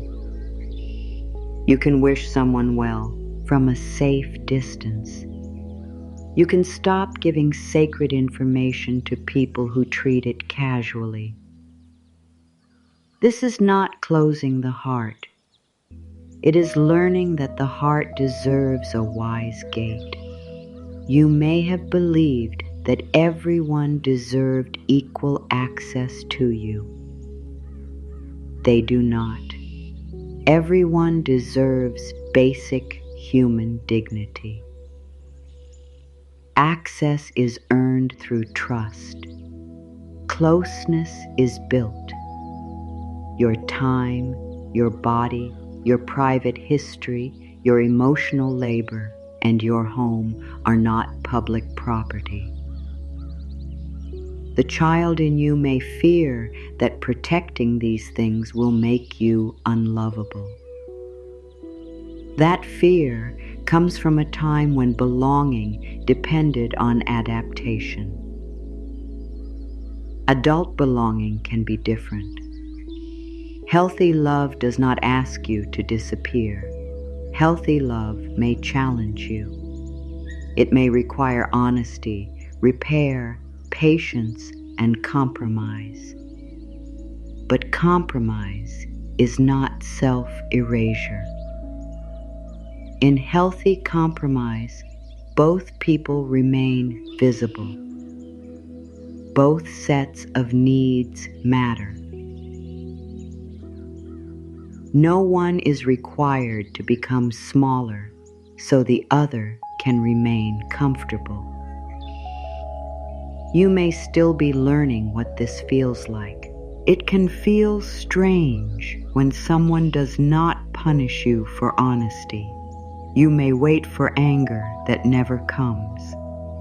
You may explain long after the other person has already understood. You may distrust easy kindness. You may wonder what they want. The body expects the old cost. Let time show you the new pattern. You do not have to force trust. You can receive one kind act as one kind act. No prophecy, no debt, no demand that it prove the future. One moment of warmth, then another. The mitten warms through continued contact, not through one dramatic burst. The fabric receives the heat of the hand gradually. The hand receives protection gradually. Each affects the other. You may think you are only caring for the younger self. The younger self also returns something to you. Wonder, play, honesty. The ability to feel joy before calculating whether it is productive. The desire to create without asking whether the result is impressive. The ability to laugh with the whole body. The instinct to rest when tired. The knowledge of what you loved before approval became the measure. The child carries parts of you that adulthood may have disciplined into hiding. Holding the child is not only about pain, it is also about recovering life. What did you once enjoy before you learned to judge it? What made time disappear? What did you collect? What did you draw? What songs did you repeat? What stories did you invent? What made you curious? What did you wear before you worried whether it was flattering? How did you move before you became conscious of being watched? The answers do not have to become projects. You do not need to turn childhood joy into a business, a goal, or a performance. You may return to something because it feels warm in your hand. That is enough. You may buy pencils and draw badly. You may listen to an old song and sing without evaluating your voice. You may walk slowly because there is something interesting on the ground. You may choose a color because you like it. You may make food that reminds you of comfort. You may laugh at something silly. You may rest without posting proof that the rest was productive. The child is not only a wounded figure waiting in darkness. The child is also a living source of preference. A small voice that once knew, I like this. I do not like that. I want to see. I want to try. I am tired. I am full. I am scared. I am happy. Before those messages were judged, they were information. Part of healing is learning to hear information without immediately turning it into a moral question. Being tired does not mean you are lazy. Being angry does not mean you are bad. Wanting attention does not mean you are selfish. Wanting solitude does not mean you are cold. Changing your mind does not mean you are impossible. Needing reassurance does not mean you are weak. The feeling is information. What you do with the feeling is where adult responsibility enters. The child reports, the adult chooses. The child says, I want them to answer now. The adult says, waiting is uncomfortable and we can survive it. The child says, I want to hide. The adult says, we can take space without disappearing from our own life. The child says, make everyone happy. The adult says, we can be considerate without becoming responsible for everyone. The child says, something is wrong with me. The adult reaches for the mitten. Now the promised sentence is close. Before it is spoken, you may feel an urge to prepare. You may straighten inwardly. You may try to become open enough. You may wonder whether you will believe it. You do not need to prepare. The sentence is not a prize for the most receptive listener. It can meet doubt. It can meet numbness. It can meet anger. It can remain true while you resist it. The word inside it is a word many self-sufficient people avoid. Needed. You may hear need and think weakness, dependence, burden, risk. You may have been praised for not needing much. You may have built an identity around handling everything. To need meant giving someone power to disappoint you. So you learned to replace need with preference. You said, "It would be nice," when your heart meant, "This matters deeply." You said, "No pressure," when you were longing for a clear response. You said, "I understand," before giving yourself permission to feel hurt. You made every need optional so rejection would hurt less. But unnamed need does not disappear. It changes form. It may become resentment, exhaustion, control, overgiving, withdrawal, a wish that others would somehow know what you refuse to say. Need is not a demand that another person must fulfill of you. Airy desire. Need is part of being alive. The body needs food, water, sleep, movement, safety, and care. The heart needs meaning, respect, connection, and honest expression. Different people meet these needs in different ways. Some needs can be met by you.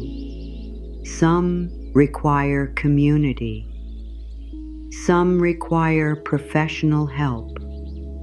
Some require grieving because a specific person cannot provide what you hoped they would provide. Naming a need does not guarantee it will be met in the exact way you want. Naming it stops you from calling yourself wrong for having it. The child needed. That is the word. Not because the child was weak, because the child was a child, and now the sentence can be spoken. The child in me never needed fixing. The child in me needed holding. You may feel something move, or nothing may move. Both are acceptable. Hear it again with less effort. The child in me never needed fixing. The child in me needed holding. Do not turn it into an accusation against yourself. You did not know how to hold what you had been taught to correct. You used the tools available to you. Now another tool is here.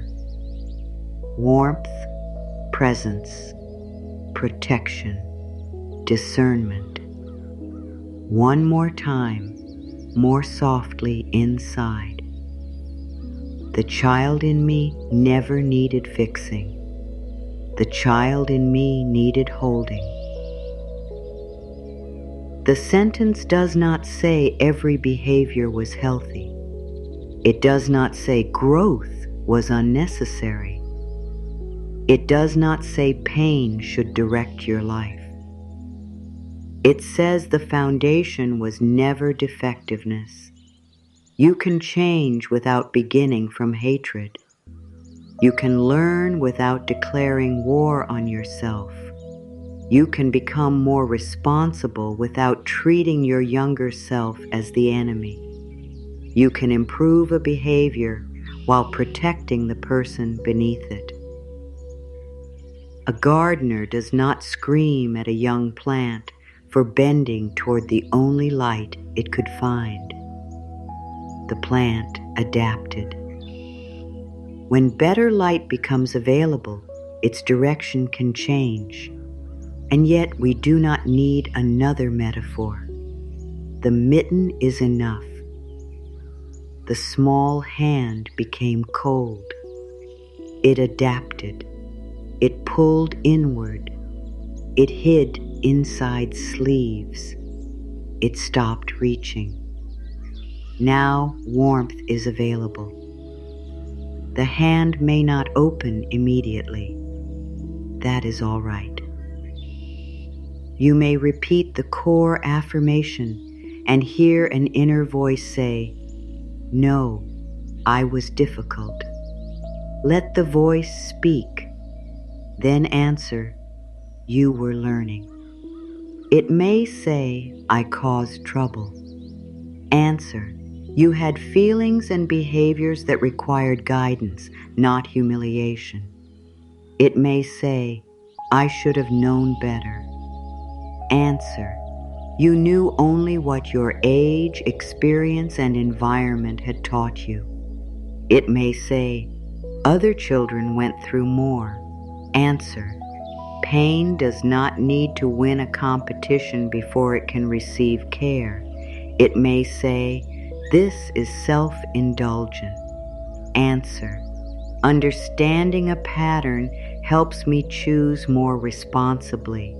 It may say, "No one held me then, so this changes nothing."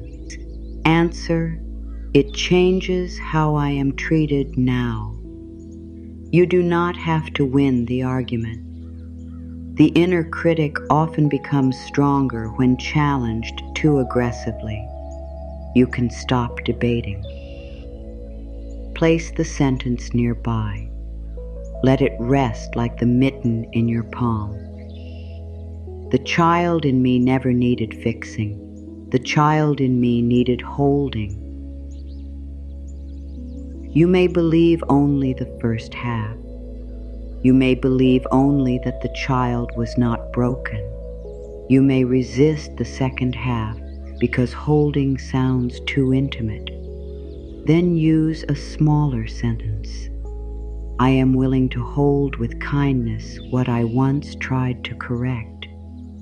You are not claiming mastery. You are expressing willingness. Willingness is enough to begin. I am willing to hold with kindness what I once tried to correct. The frightened response, the need for reassurance, the sadness that returns around certain dates, the anger that protects a boundary, the numbness that arrives after too much strain, the wish to be chosen, the fear of being seen. You are willing to meet these with a different question, not, "How do I get rid of you?" What are you asking me to understand? The answer may be rest. It may be distance. It may be support. It may be grief. It may be a direct conversation. It may be a practical change. It may be medical or psychological care. It may be something ordinary, such as eating, sleeping, or stepping away from the phone. Compassion does not always sound poetic. Sometimes it says, "Make the appointment." Sometimes it says, "Do not answer tonight." Sometimes it says, "Tell someone what is happening." Sometimes it says, "This person is not safe for you." Sometimes it says, "You made a mistake. Repair it." Sometimes it says, "You are exhausted. Stop." Warmth can be practical. The adult hand does not only stroke the mitten, it acts. It checks the surroundings. It chooses what comes near. It brings the hand inside. It recognizes that protection is love in motion. You may be wondering how you will know whether you are truly holding the child rather than only saying comforting words. There is a sign. It is not perfect calm. It is not the disappearance of every trigger. It is not constant self-love. The sign appears in what you do when the younger fear becomes inconvenient, when it interrupts your plans, when it asks for rest on a busy day, when it becomes emotional during a conversation you wanted to handle neatly, when it feels threatened by something your adult mind considers small. What happens then? Do you turn against yourself? Or can you remain on the side of understanding while still choosing wisely? That question will return, not as a test, as the smaller loop we carry forward. What do you do when tenderness becomes inconvenient? The answer will not be found only in beautiful affirmations. It will be found in the next ordinary moment when the old reaction appears, the next time your hand reaches automatically for the phone, the next time you begin apologizing for a need, the next time you call yourself foolish for caring, the next time you want to say yes while your body is saying no. That is where holding becomes real. And the mitten will still be there, small enough to remind you, soft enough not to threaten you, shaped by a hand that never needed to become anything else before it deserved warmth. Warmth was never meant to be a reward for becoming less human. It was never supposed to arrive only after the tears stopped, after the fear disappeared, after the mistake was repaired, or after everyone else became comfortable. Warmth belongs at the beginning, before explanation, before improvement, before the hand knows how to open. This is what the mitten has been teaching you.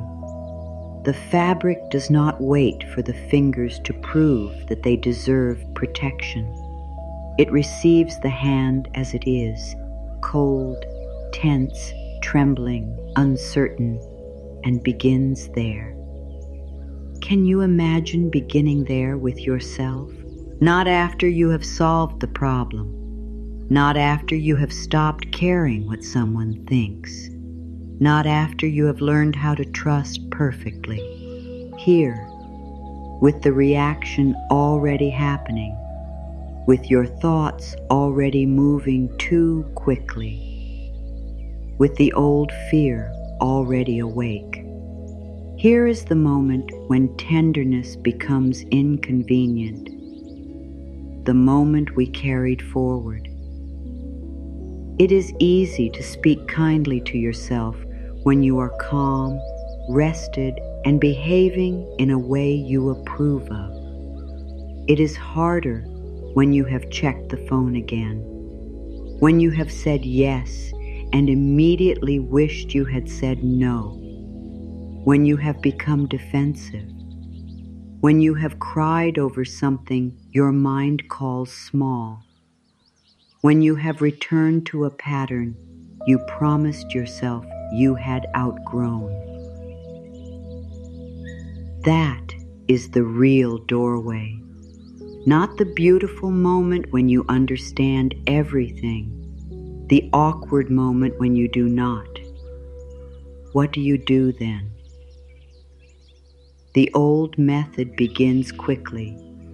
You criticize, you compare, you threaten yourself with a lonely future. You say no one will love you if you continue being this way. You call yourself childish, dramatic, foolish, or weak. You attempt to frighten yourself into maturity. The younger part recognizes this method. It has heard it before. It may become quiet, but quiet is not the same as healed. It may hide the behavior, But hiding is not the same as learning. It may promise never to need anything again, but that promise is not freedom. What if the adult hand responds differently? Not permissively, not passively, differently. I see what happened. You became afraid. You reached for the old protection. We are going to make another choice now. No one inside us needs to be humiliated. This is where the vow belongs. Not as a promise that you will never feel cold again. Not as a promise that every relationship will become safe. Not as a promise that you will always know the right response. A promise about how you will meet the hand when it reaches for you. Let the adult palm remain open. Let the small mitten rest across it. And speak the vow without force. I hold the small mitten softly, and I warm both hands at once. Hear the words as an action rather than an idea. I hold the small mitten softly, and I warm both hands at once. The adult hand is not forgotten while it cares for the child's hand. Both receive warmth. This matters because you may have turned inner healing into another form of overgiving. You may imagine that caring for the younger self means giving endlessly to the past until your present self is exhausted. But the adult needs care too. The adult has worked hard. The adult has carried responsibilities. The adult has survived endings, changes, uncertainty, and the quiet work of continuing. The adult hand may also be cold. It may be tired from holding everyone else. It may ache from gripping what could not be controlled. It may need to be held rather than always being the one that holds. The vow includes both, then and now, young and grown, the hand that needed protection, the hand that can choose it. You do not have to disappear into caretaking even inside yourself.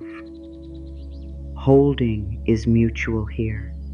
The small mitten reminds the adult of tenderness. The adult hand gives the mitten warmth. Each returns something. Say the vow once more, only if the words feel useful. I hold the small mitten softly, and I warm both hands at once. Softly. That word matters. Not tightly, not anxiously, not with the grip that says, "You must heal now because I cannot tolerate this pain any longer." Softly means there is room. Room for the hand to move. Room for the fingers to remain closed until they are ready. Room for truth to change over time. Room for days when you feel connected to yourself and days when you do not. Room for anger. Room for quiet. Room for not knowing. You are not holding the child hostage to your healing plan. You are creating contact without control. This is a new relationship with yourself. You may begin to experience it in very ordinary ways. You wake after a restless night and decide not to call yourself lazy.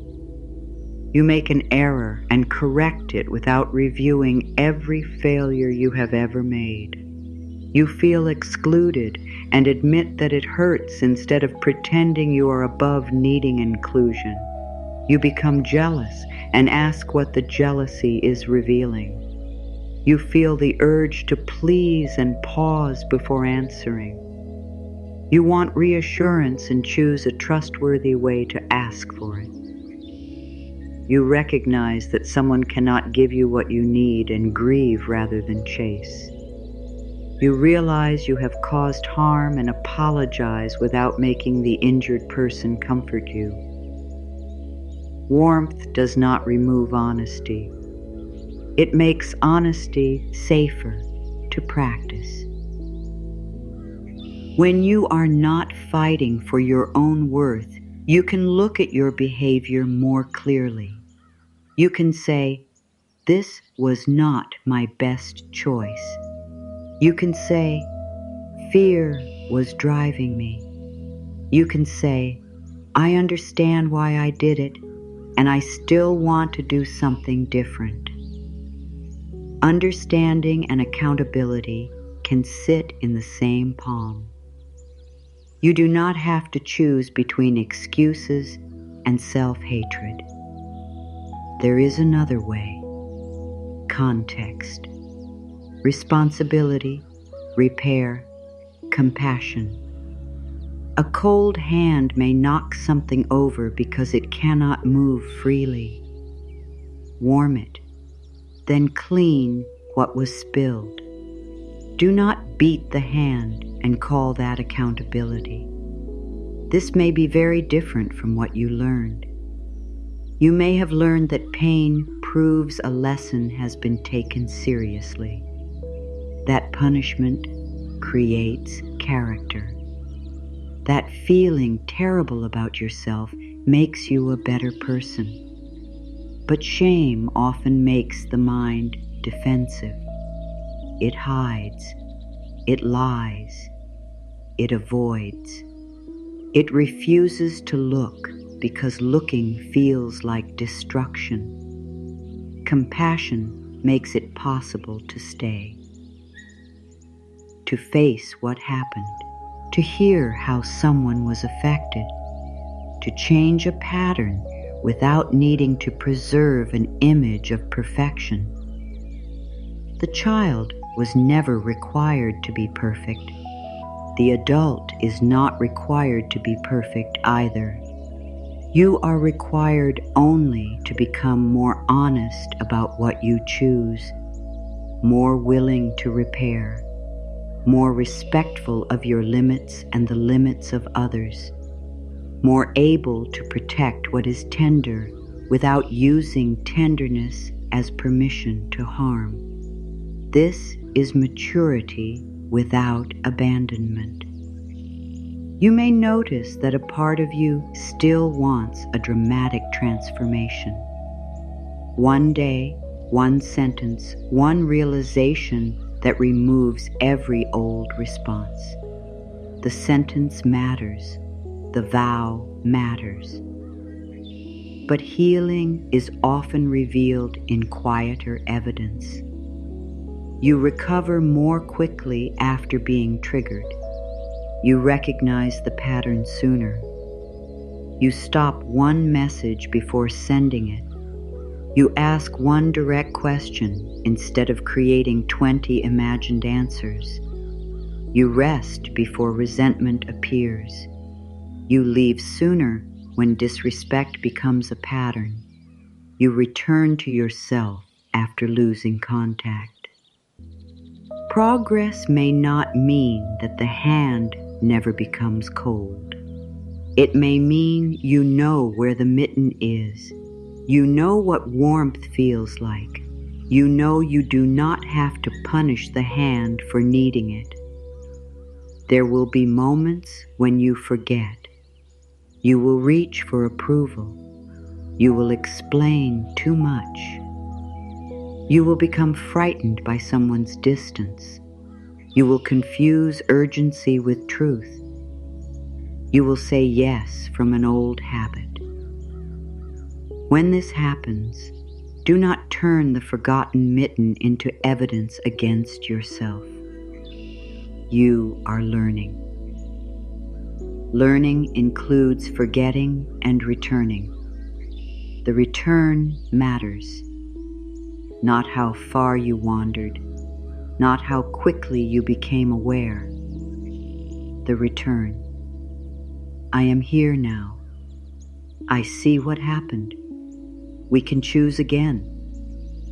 That is how trust is built, between the adult and the younger self, not through never making mistakes, through returning without cruelty. Imagine how different childhood might have felt if every rupture had been followed by repair. If an adult had come back and said, "I was wrong. If I frightened you, that was not your fault. You deserved a calmer response. I still love you." Children do not need adults who never fail. They need adults who can repair without making the child responsible for the adult's feelings. You may not have received enough repair. Now you can practice it inwardly. After criticizing yourself, stop and say, "That was harsh. Let me begin again." After ignoring your body, say, "I missed the signal. I am listening now." After crossing your own boundaries, say, "I understand why I did that. I will protect us differently next time." After returning to someone who hurts you, do not waste the next day proving how foolish you were. Ask what support would help you step back safely. Ask what loneliness was asking for. Ask which part believed this time would be different. Bring truth. Bring protection. Bring action. And leave humiliation behind. The child has already experienced enough situations in which mistakes threatened connection. Your inner connection can become more stable. You can remain related to yourself even when you dislike a choice you made. You can correct without withdrawing love. You can set an inner boundary without becoming cruel. You can say, "We are not doing that again," and still remain warm. A firm voice does not have to be a hateful voice. A clear no does not have to contain contempt. You may need to practice this because your only examples of firmness may have been anger, control, or punishment. Firmness can be quiet. We are leaving. We are resting. We are not replying while upset. We are asking for help. We are telling the truth. We are not returning to that conversation today. The adult hand chooses. The mitten remains soft. This balance protects both parts of you. The child does not run the whole life. The adult does not silence the child. Feeling is heard. Choice is considered. Action belongs to the present. And now, my dear, let the body participate, not through a long descent. You are not being asked to leave the day behind or drift away from awareness. This is a short return to the body you carry into your life. You may be sitting, standing, walking slowly, or resting. There is no required position. Let the forehead become less responsible for solving everything at once. The mind has worked hard to predict, review, and prepare. For one breath, it does not need to finish the future. Let the space around the eyes become easier. These eyes have watched faces carefully. They have searched for signs of approval and danger. They are permitted to see what is here without scanning for what might go wrong. Let the jaw release a fraction. It has held back words. It has held back anger. It has held the shape of being fine. You do not have to force it open. Give it less to carry. Let the throat have room. The throat may remember swallowed no's, hidden questions, and sentences revised before they were spoken. There is room for your voice now. Even when you choose silence, let it be chosen silence rather than frightened disappearance. Let the shoulders come down from the work of holding the emotional ceiling over everyone else. Other adults can carry their own feelings. You do not have to keep every room from becoming uncomfortable. Your shoulders can belong to your body again. Bring attention to the chest. No demand for a deeper breath. No demand for peace. Only recognize that the heart has continued through affection, through grief, through hope you tried to deny, through endings you thought would empty you forever. The chest does not need to prove strength. It can be supported. Let your hands become visible to you, even if only in imagination. The adult hands. Hands that have worked, reached, withdrawn, protected, and tried again. Uncurl the fingers only as much as feels natural. There is no need to force openness. An honest hand is enough. Imagine the small mitten resting there. No story required.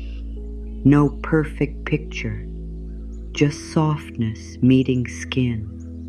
Let the stomach release the duty of predicting every consequence. You may still be uncertain. Uncertainty is not always an emergency. The next step can be chosen when it arrives. Let the back receive support from the chair, the floor, the wall, or the strength of your own posture. You are not carrying the whole past on your back in this moment. Memory exists. The present exists too. Let the hips and legs remember that they can move. You are no longer the child who could not leave. Your adult body has options. It can step closer to what is safe. It can move away from what is harmful. It can pause. It can seek another path. Let the feet meet the ground. This ground is now, not then. Now. The body may not believe this immediately. Do not argue. Repeat the evidence through your choices. Now I can pause. Now I can ask. Now I can leave. Now I can return. Now I can seek help. Now I can say no. Now I can choose who receives my trust. This is how the adult hand becomes real. Not as an image alone, as movement, as protection, as the decisions made after these words end. Carry the mitten with you without turning it into another responsibility. You do not need to think about it all day. You do not need to check whether the child feels healed. Let the image appear when it is useful. Before, an unnecessary apology. Before returning to a harmful pattern. Before dismissing your exhaustion. Before speaking to yourself with contempt. Ask one question. Would I place this voice around a small hand? Would I wrap a child's hand in words like useless, pathetic, impossible, and stupid? Would I demand that a frightened hand stop trembling before giving it warmth? You already know. Then choose words that guide without freezing you. This is difficult, and I can take one step. I do not like what happened, and I can respond. I am frightened, and I do not have to surrender my values. I need support. I need distance. I need more information. I need time. The word needed no longer has to shame you. Need can lead to wise action. Need can lead to boundaries. Need can lead to community. Need can lead to rest. Need can reveal where something must change. You are not required to have every need met by the person who first awakened it. This is one of adulthood's hardest freedoms. The person whose distance activates the wound may not be the person capable of helping it heal. The family member whose approval you still seek may never become able to give it freely. The partner you want reassurance from may not have the capacity for a safe relationship. The friend you keep explaining yourself to may be committed to misunderstanding you. Longing does not prove suitability. History does not guarantee safety. Love does not always mean access. The child may keep returning to the same closed hand, hoping persistence will create warmth. The adult can grieve. The adult can turn toward what is available, not as a quick replacement, not as denial, as protection. You can stop asking a cold place to prove that you are warm enough to be received. You can bring the hand home. Home may not be a physical place. It may be the moment you stop arguing with your own experience, the moment you believe the tension in your body, the moment you stop minimizing what repeated contact costs you, the moment you choose not to return, the moment you call someone trustworthy, the moment you let yourself admit, I wanted more. That admission may hurt. It may also end years of pretending that crumbs were a feast. You wanted tenderness, consistency, interest, protection, encouragement, a calm explanation, a hand that reached back. These wants do not make you greedy, they make you human. You may not receive every form of love from every person, but you do not have to shame the wish. The wish can be held. The grief can be held. The reality can be faced. This is how two hands are warmed. The child's hand is relieved of blame. The adult hand is relieved of endless pursuit. You no longer have to solve your worth by convincing someone to value you.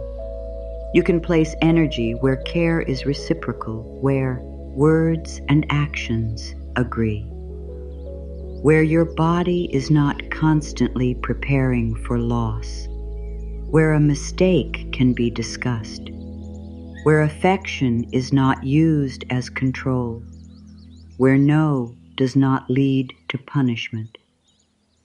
You may not know such relationships perfectly yet. Begin with the relationship inside. Then let that relationship shape what you accept outside. When you believe your tenderness deserves protection, contempt becomes harder to romanticize. When you believe your needs are real, chronic neglect becomes harder to rename as independence. When you believe your voice belongs, silence demanded by fear becomes harder to call peace. Inner warmth changes external choices, not instantly, but steadily. You begin to recognize what coldness feels like before you become numb. You stop bargaining with patterns your body already understands. You stop calling chaos passion. You stop calling anxiety proof of love. You stop calling self-erasure loyalty. And you do not have to hate anyone to do this. You can release a hand without condemning the person attached to it. You can say, I cannot remain here. You can say, I wish you well from farther away. You can say, this relationship asks me to become too small. You can say, love is present and safety is not. Truth can be compassionate and final. The younger self may cry when you choose what the adult knows is right. Hold the grief. Do not reverse a wise choice merely because grief came with it. Grief does not always mean the decision was wrong. Sometimes grief is the cost of no longer betraying yourself. Sometimes you are mourning the hope rather than the reality, the person you hoped they would become. The childhood you hoped could still be repaired through present approval. The ending you hoped would finally produce the apology. Let hope change form. From, they must become different so I can be free, to, I can become more protective of what is true. From, they must understand me, to, I can stop placing my reality in hands that repeatedly reject it. From, they must hold the child, to, I can choose where the child is brought. The vow remains. I hold the small mitten softly, and I warm both hands at once. You are not promising isolation. You are promising discernment. You are not promising that your own care will replace community. You are promising not to treat your tenderness as a defect while seeking healthy support. You are not promising never to be hurt. You are promising that hurt will not automatically become self-hatred. This promise can be renewed after a hard conversation, after a lonely evening, after a mistake, after you recognize an old pattern. You return to the hand. No ceremony required, no perfect words. I am here. That hurt. We will respond.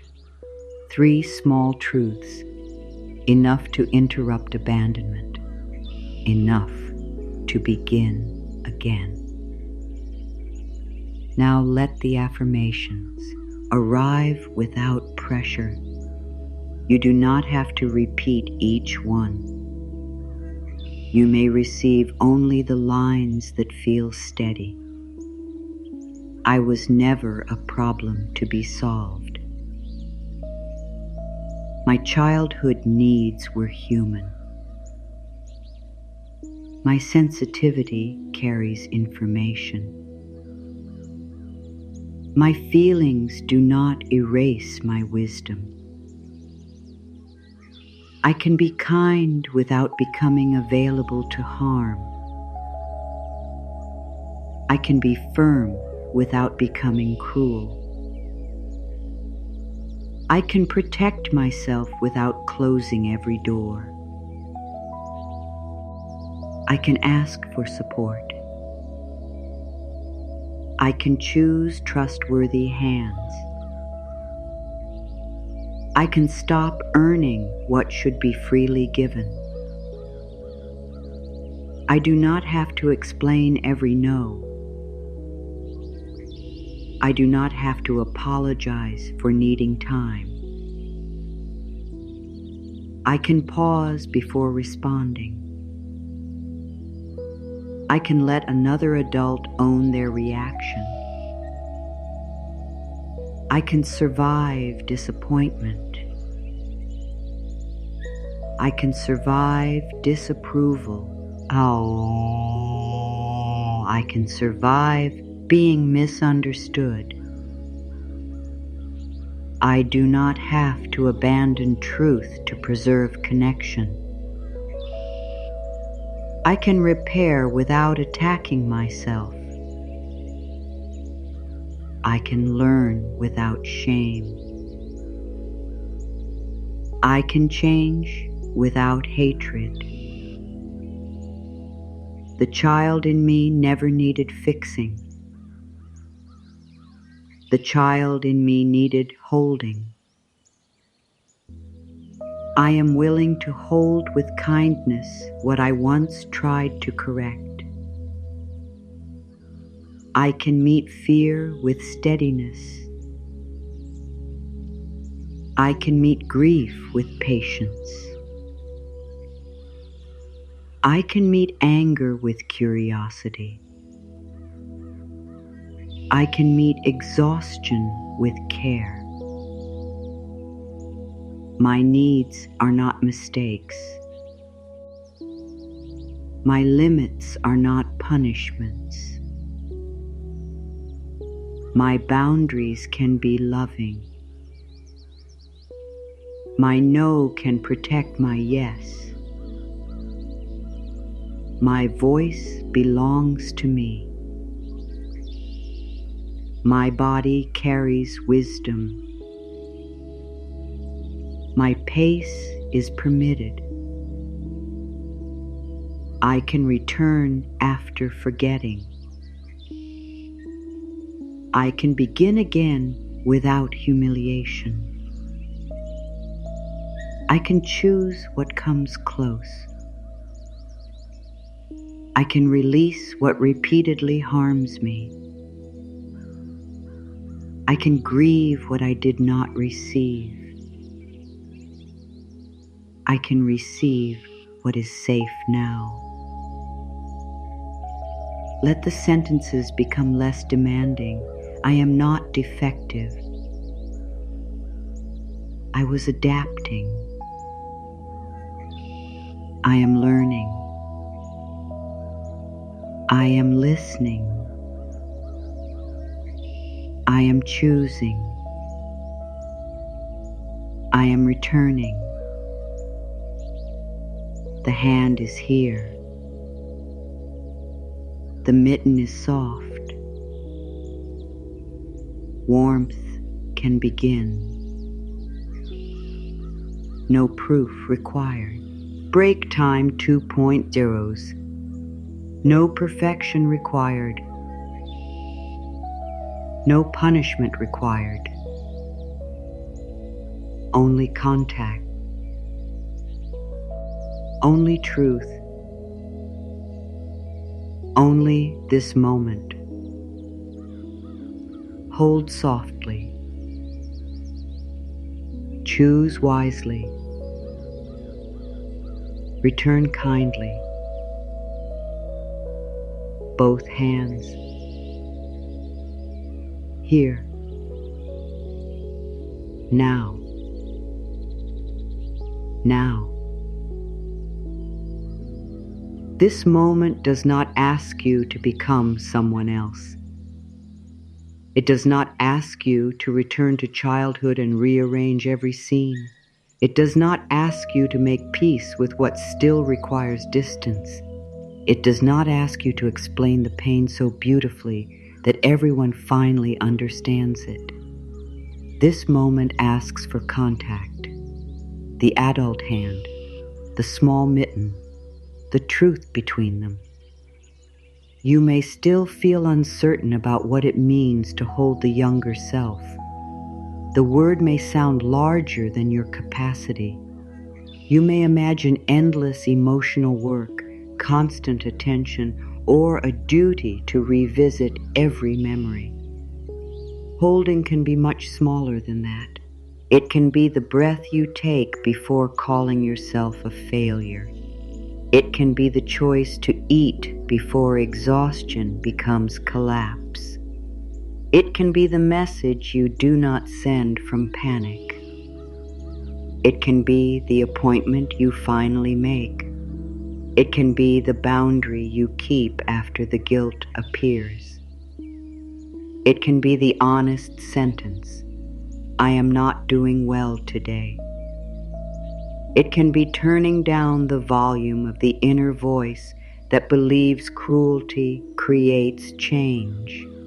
It can be leaving a room. It can be asking someone safe to sit with you. It can be letting yourself enjoy something without first proving that you earned it. The younger self does not need your attention every second. The younger self needs to know that when pain becomes visible, you will not immediately become another person who turns away. This answers the question we carried forward. What do you do when tenderness becomes inconvenient? You do not have to respond perfectly. You remain curious. You slow the punishment. You separate the feeling from the choice. You look for what is needed.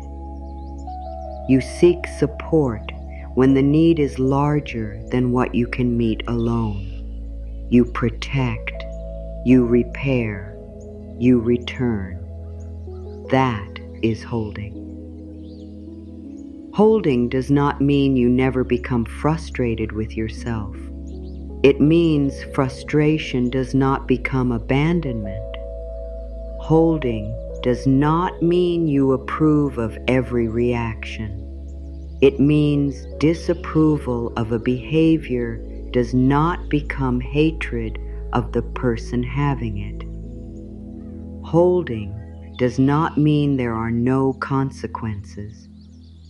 It means consequences do not have to contain humiliation. Holding does not mean the past controls the present. It means the past can be acknowledged while the adult still chooses what happens now. The child may reach towards something unsafe because it feels familiar. The adult can say no. The child may fear solitude so deeply that any company appears better than none, the adult can choose temporary loneliness over repeated harm. The child may believe an apology must be accepted immediately. The adult can listen to the apology and still observe whether behavior changes. The child may believe love means giving endless chances. The adult can understand that another chance is a choice, not a moral obligation. The child may want to run from every difficult feeling. The adult can remain long enough to learn what the feeling is saying. Two hands, different roles. One life. You are not divided beyond repair. You are becoming related to yourself. A relationship is not created through one perfect conversation. It is built by what happens repeatedly. When you are tired, how do you speak to yourself? When someone rejects you, where does your mind place the blame? When you make a mistake, do you correct the action or attack your identity? When your body asks for rest, Do you listen before it must shout? When your feelings are inconvenient to someone else, do you erase them automatically? Each answer can change, not all at once, one moment at a time. You may have spent years believing transformation must feel powerful, but some of the deepest change feels almost ordinary. You decide not to reread the message. You choose not to explain the boundary again. You recognize that the person has heard you and does not agree. You let disagreement remain disagreement. You notice the familiar ache.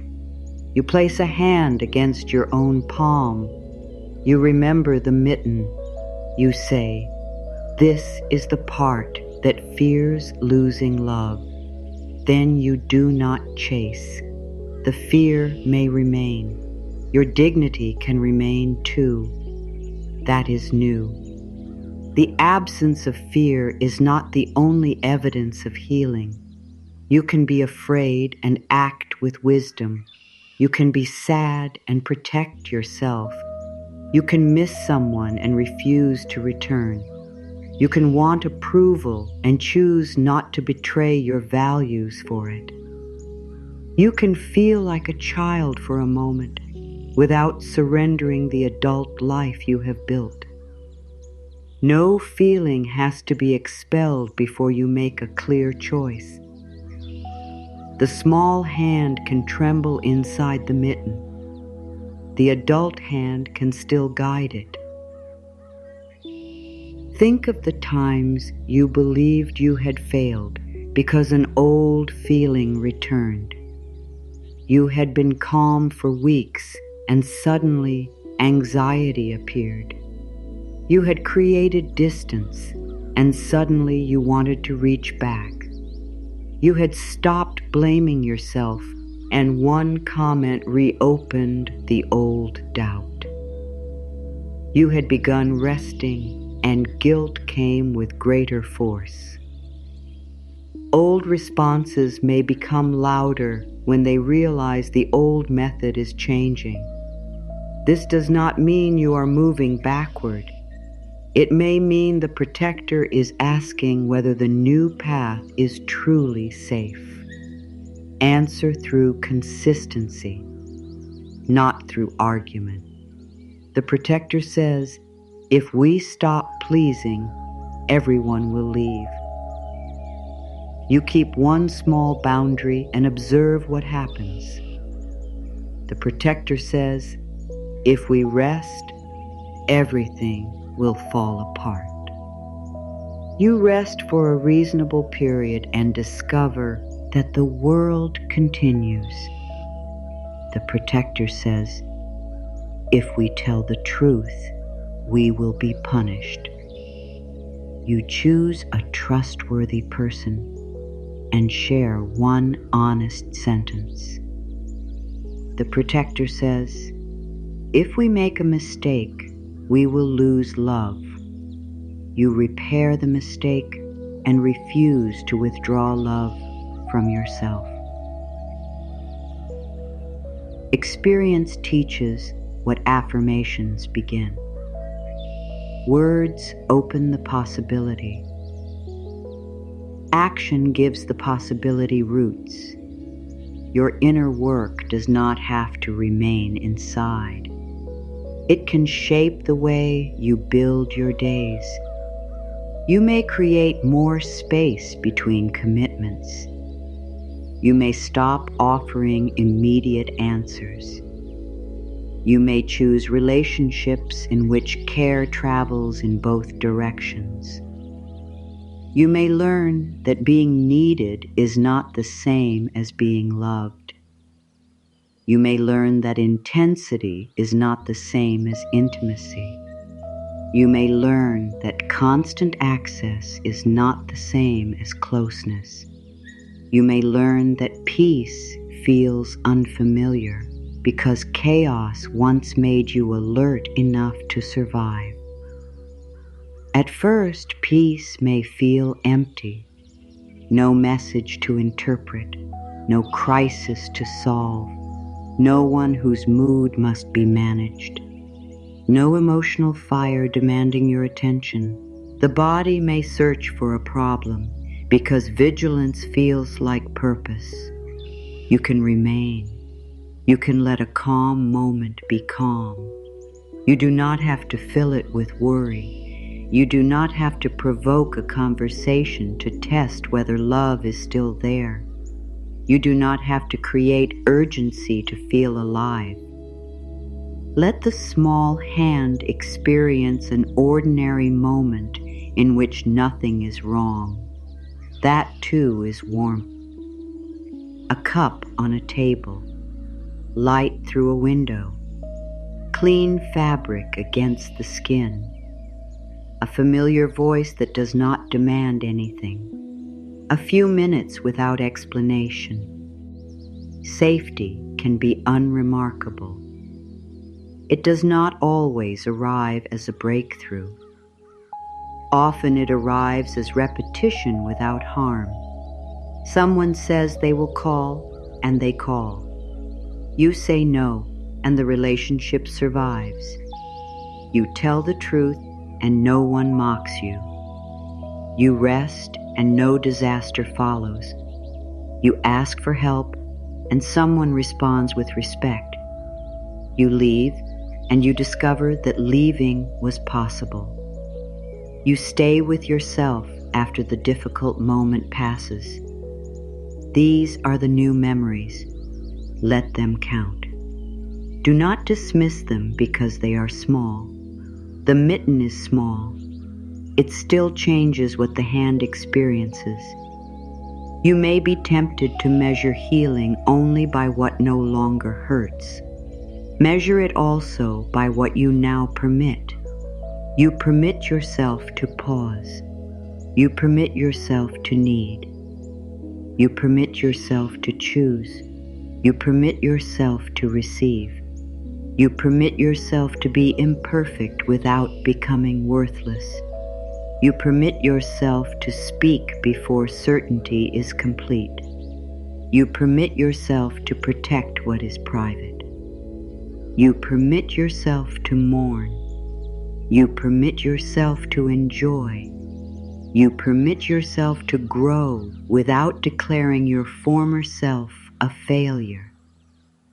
This permission can enter areas of your life that seem unrelated to childhood. Work, friendship, creativity, money, rest, love. You may stop working as though exhaustion proves devotion. You may stop accepting one-sided friendships because being included once felt rare. You may create without waiting for someone to authorize your voice. You may handle money with greater care because deprivation no longer has to be recreated to feel familiar. You may stop confusing rest with danger. You may choose love that does not require constant guessing. The inner child is not a separate project. The younger conclusions influence the choices of the adult. When the conclusions change, choices can change. Not through magical thinking, through clearer self-understanding, through boundaries, through support, through repeated action, through refusing to build a life around the belief that you are too much and not enough at the same time. The child in you never needed fixing. The child in you needed holding. Let the sentence return now without explanation. The child in me never needed fixing. The child in me needed holding. You may hear the word holding differently now. Holding is not clinging. Holding is not controlling. Holding is not keeping the child trapped in the past. Holding is enough contact for truth to remain present. The adult hand can release when release is wise. It can reach when reaching is safe. It can close when protection is required. It can open when trust has been earned. You do not need permanently open hands to prove love. A hand that never closes cannot protect what it carries. A hand that never opens cannot receive. Wisdom is movement.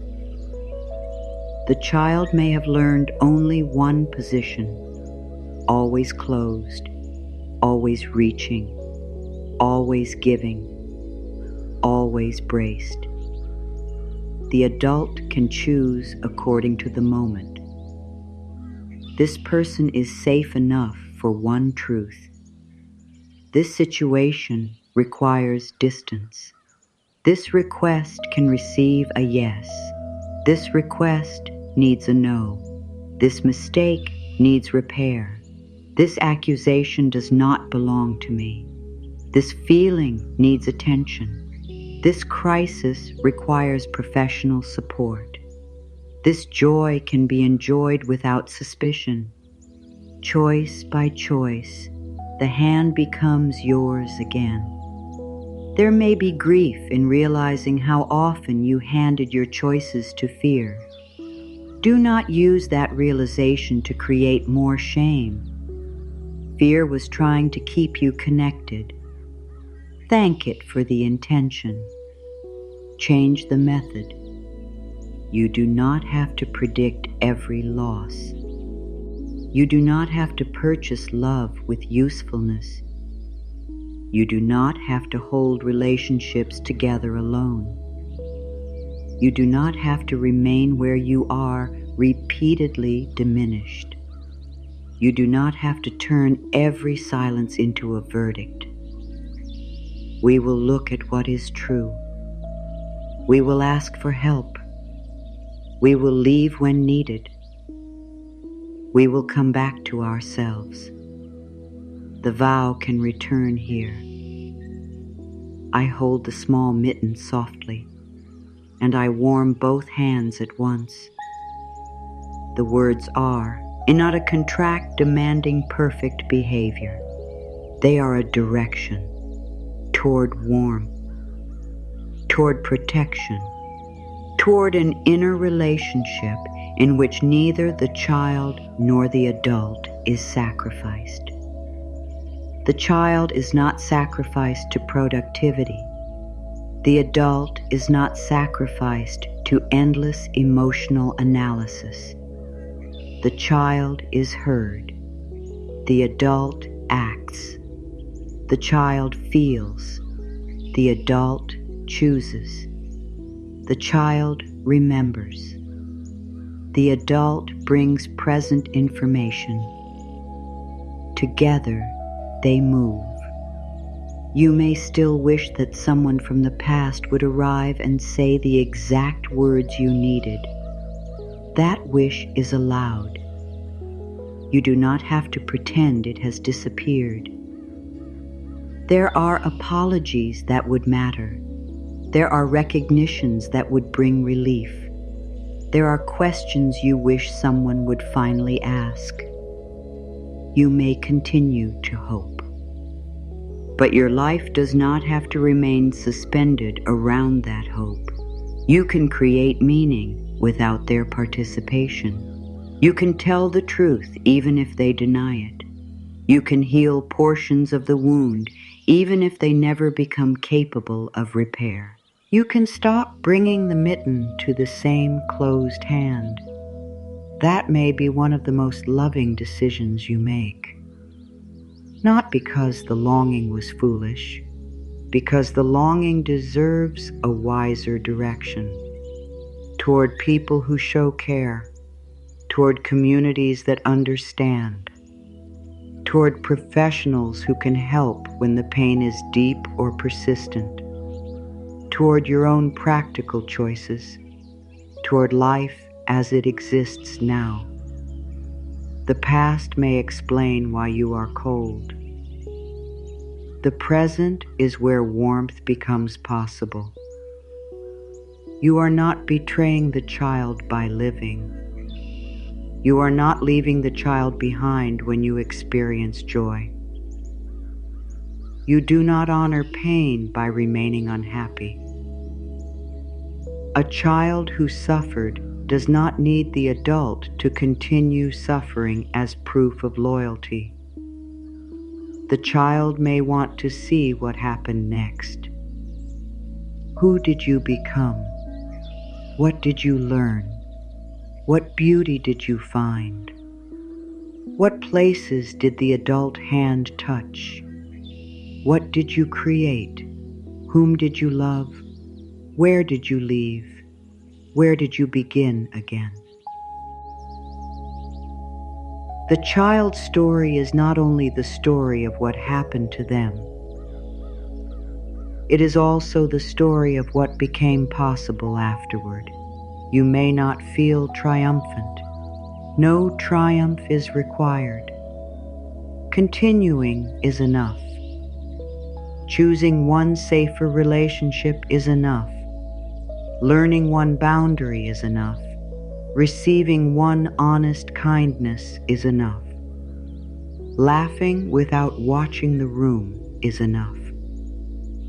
There will be more than one opportunity. Healing does not close after a deadline. You can learn warmth at any age. You can become easier with yourself now. You can revise a belief that has lived inside you for decades. The nervous system may require time. Let time become an ally rather than a judge. You are not behind. You are practicing something that may not have been modeled.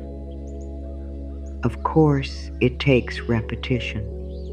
Of course, some days are harder. Of course, certain people or seasons awaken old feelings. None of this cancels the work. A mitten is worn more than once. It is reached for whenever the air becomes cold. You do not call the hand a failure because it needs protection again. You do not say, "But you were warm yesterday." You recognize the conditions. You respond. Let this become your way. I was steady yesterday, and today is harder. I kept the boundary last week, and today I need support. I believed the affirmation before, and today I can only be willing. I felt close to myself, and now I feel distant. The mitten remains available. Willingness remains available. The next choice remains available.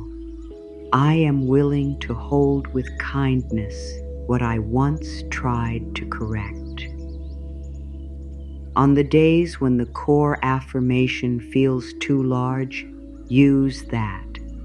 I am willing. Not certain, not finished, willing. Willing to question the old cruelty. Willing to believe that need is not defect. Willing to choose safety over approval. Willing to seek help. Willing to stop explaining to those committed to misunderstanding. Willing to receive one kind moment without searching for its hidden cost. Willing to let the adult hand become trustworthy. You do not have to trust yourself in every area immediately. Begin where you can. Trust yourself to drink water when thirsty. Trust yourself to pause before answering. Trust yourself to leave one conversation. Trust yourself to tell one safe person the truth. Trust yourself to admit when you do not know. Trust grows through promises sized small enough to keep. Do not promise, I will never return to this pattern. Promise, when I see the pattern, I will respond with more awareness. Do not promise, I will never need reassurance. Promise, I will ask for reassurance without giving away my dignity. Do not promise, I will never feel afraid.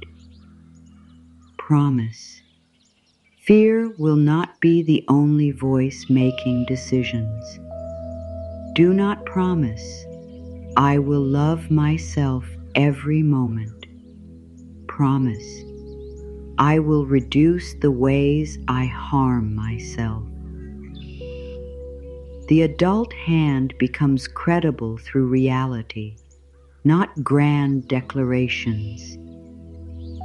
Small promises, kept often, repaired when broken. The child observes, the child learns. This person returns. This person listens. This person tells the truth. This person may make mistakes, but this person does not disappear when I become difficult. That is what the younger self may have waited to know. Not that life would become painless, that connection would remain during pain. Your connection to yourself can remain, even now, even if part of you feels distant. Distance can be included. I know you are not ready. I know you do not trust these words. I will not force closeness. The child hiding far away is still being respected. Sometimes respect is the first form of holding. No grabbing, no demanding, no insistence that healing look emotional. You may not visualize a child. You may not remember much. You may not relate to the phrase inner child at all. The teaching can still serve you. Call it the younger nervous system. Call it an old protective pattern. Call it memory held in the body. Call it the part that learned early. The name matters less than the response. When the old response appears, can you meet it with context, choice, and care? Can you stop assuming that pain means defect? Can you seek appropriate support? Can you protect the life you have now? That is the work, and the work is already becoming simpler. Not easy in every moment. Simpler. See the hand. Remember the size. Bring warmth before judgment. Choose from the present. Let the affirmations continue, shorter now. Let them pass through without requiring belief. I am worthy before improvement. I am human before useful. I can need and remain strong. I can feel and remain wise. I can pause. I can choose. I can ask. I can leave. I can return. My history explains. It does not imprison. My feelings speak. They do not command. My boundaries protect. They do not punish. My rest has value. My voice has value. My no has value. My yes is mine. I do not earn basic care. I do not apologize for existing. I do not chase every closed hand. I choose steady hands. I choose honest care. I choose clear truth.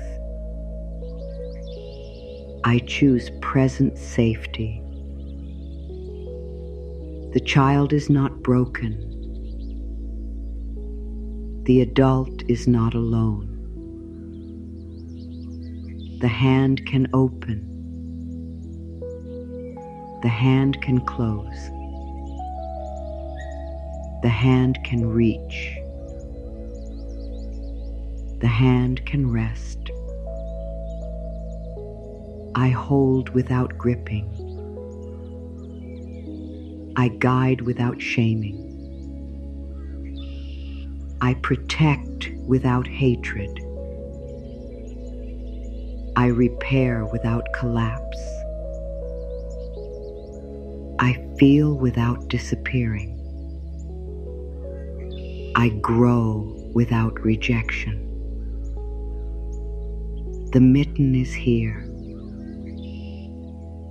The hand is here. Warmth is here. I am willing. I am learning. I am listening. I am choosing. I am present. No fixing. No proving. No earning. Soft contact. Clear boundaries. Honest care. Warm hands. One truth. One vow. One return. You may let your attention soften now. This is not a sleep instruction. You do not have to concentrate on every sentence. The mind can wander and come back. Nothing essential is lost because you missed a phrase. The message is not hidden in one perfect moment of listening. It has been repeated through the whole journey. You were small. Your adaptations made sense. Your needs were human. Your boundaries matter. Support is strength. The child was never the error. You can receive that in pieces. Today, one piece. Another day, another. The words can remain available without becoming a demand. You may remember the core line later while washing your hands, while standing at a doorway, while reaching into a pocket, while deciding whether to answer, while feeling the beginning of an apology you do not owe. When it returns, let it interrupt the old verdict. The child in me never needed fixing. The child in me needed holding. Share that line only when sharing feels right. You may send it to someone who has spent years believing their tenderness was a flaw. You may speak it aloud to yourself. You may write it where you can see it. You may keep it private. The line does not become more powerful through public display. Its value is in the truth it carries. The small mitten is still resting in the adult palm. Look at it once more, the faded fabric, the curved thumb, the narrow opening, the softness that survived years inside a forgotten pocket. It did not become useless because time passed. It did not become too late to hold. The adult fingers curl around it without hiding it. Not a fist, a shelter. There is enough space for the mitten to remain what it is. Small, old, tender. There is enough strength in the adult hand to carry it without crushing it. The past and present do not become identical. They touch. And in that contact, an old misunderstanding can end. The child was not waiting to be redesigned. The child was waiting to be received. The child was not asking to become less sensitive. The child was asking for a safer place for sensitivity to live. The child was not asking for freedom from every limit. The child was asking for limits that did not threaten belonging. The child was not asking to control the adults. The child was asking the adults to control themselves. The child was not asking for perfection. The child was asking not to be treated as the problem. You can say it now. You were not the problem. The words may create relief. They may create sorrow. Let both exist. You were not the problem. This does not mean no problem existed. It means the child was not the problem to be removed. The child was a person inside the problem, a person needing care, a person needing protection, a person needing guidance, a person needing someone to see the size of the hand. You see it now. That seeing matters. The adult hand understands what the child could not. The adult hand can name what happened. The adult hand can choose distance. The adult hand can reach for qualified help. The adult hand can create a calmer home. The adult hand can stop passing old shame into new relationships. The adult hand can apologize. The adult hand can rest. The adult hand can learn. You are not powerless now. You may not control what others admit. You may not control whether they change. You may not control every feeling that rises. You do control more than the child controlled, where you go, who comes close, what you call love, which patterns you continue, when you ask for support, how you speak after making a mistake, what you refuse to carry. Let power be practical, no grand performance. The next wise action, then another. A hand becomes warm through continued warmth. A life becomes safer through continued choices. You may leave these words without feeling completely different.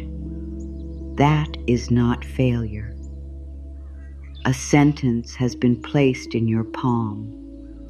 A vow has been spoken. An image has been given shape. They can work at the pace of truth. No urgency, no pressure, no demand that the child smile. The child may still be serious. The child may still be cautious. The child may still ask whether you mean what you say. Answer over time, through food, through sleep, through boundaries, through honesty, through support, through play, through leaving, through returning. Let your actions say, I mean it. Let the way you speak say, I mean it. Let the relationships you choose say, I mean it. Let the help you accept say, I mean it. Let the punishment you refuse say, I mean it. The child does not need another dramatic promise. The child needs a pattern. You can become that pattern. Not perfectly, reliably enough, and when you fail to respond as you hoped, repair. I became harsh. I was afraid. I am beginning again. The return is part of the pattern. The repair is part of the warmth. The imperfect adult can still become a safe adult. You do not need to become flawless before you are trustworthy. You need honesty, responsibility, care, boundaries, willingness to return. That is enough to continue. The small mitten can go back into the pocket now. Not forgotten, carried. The pocket no longer hides it. The pocket protects it until it is needed.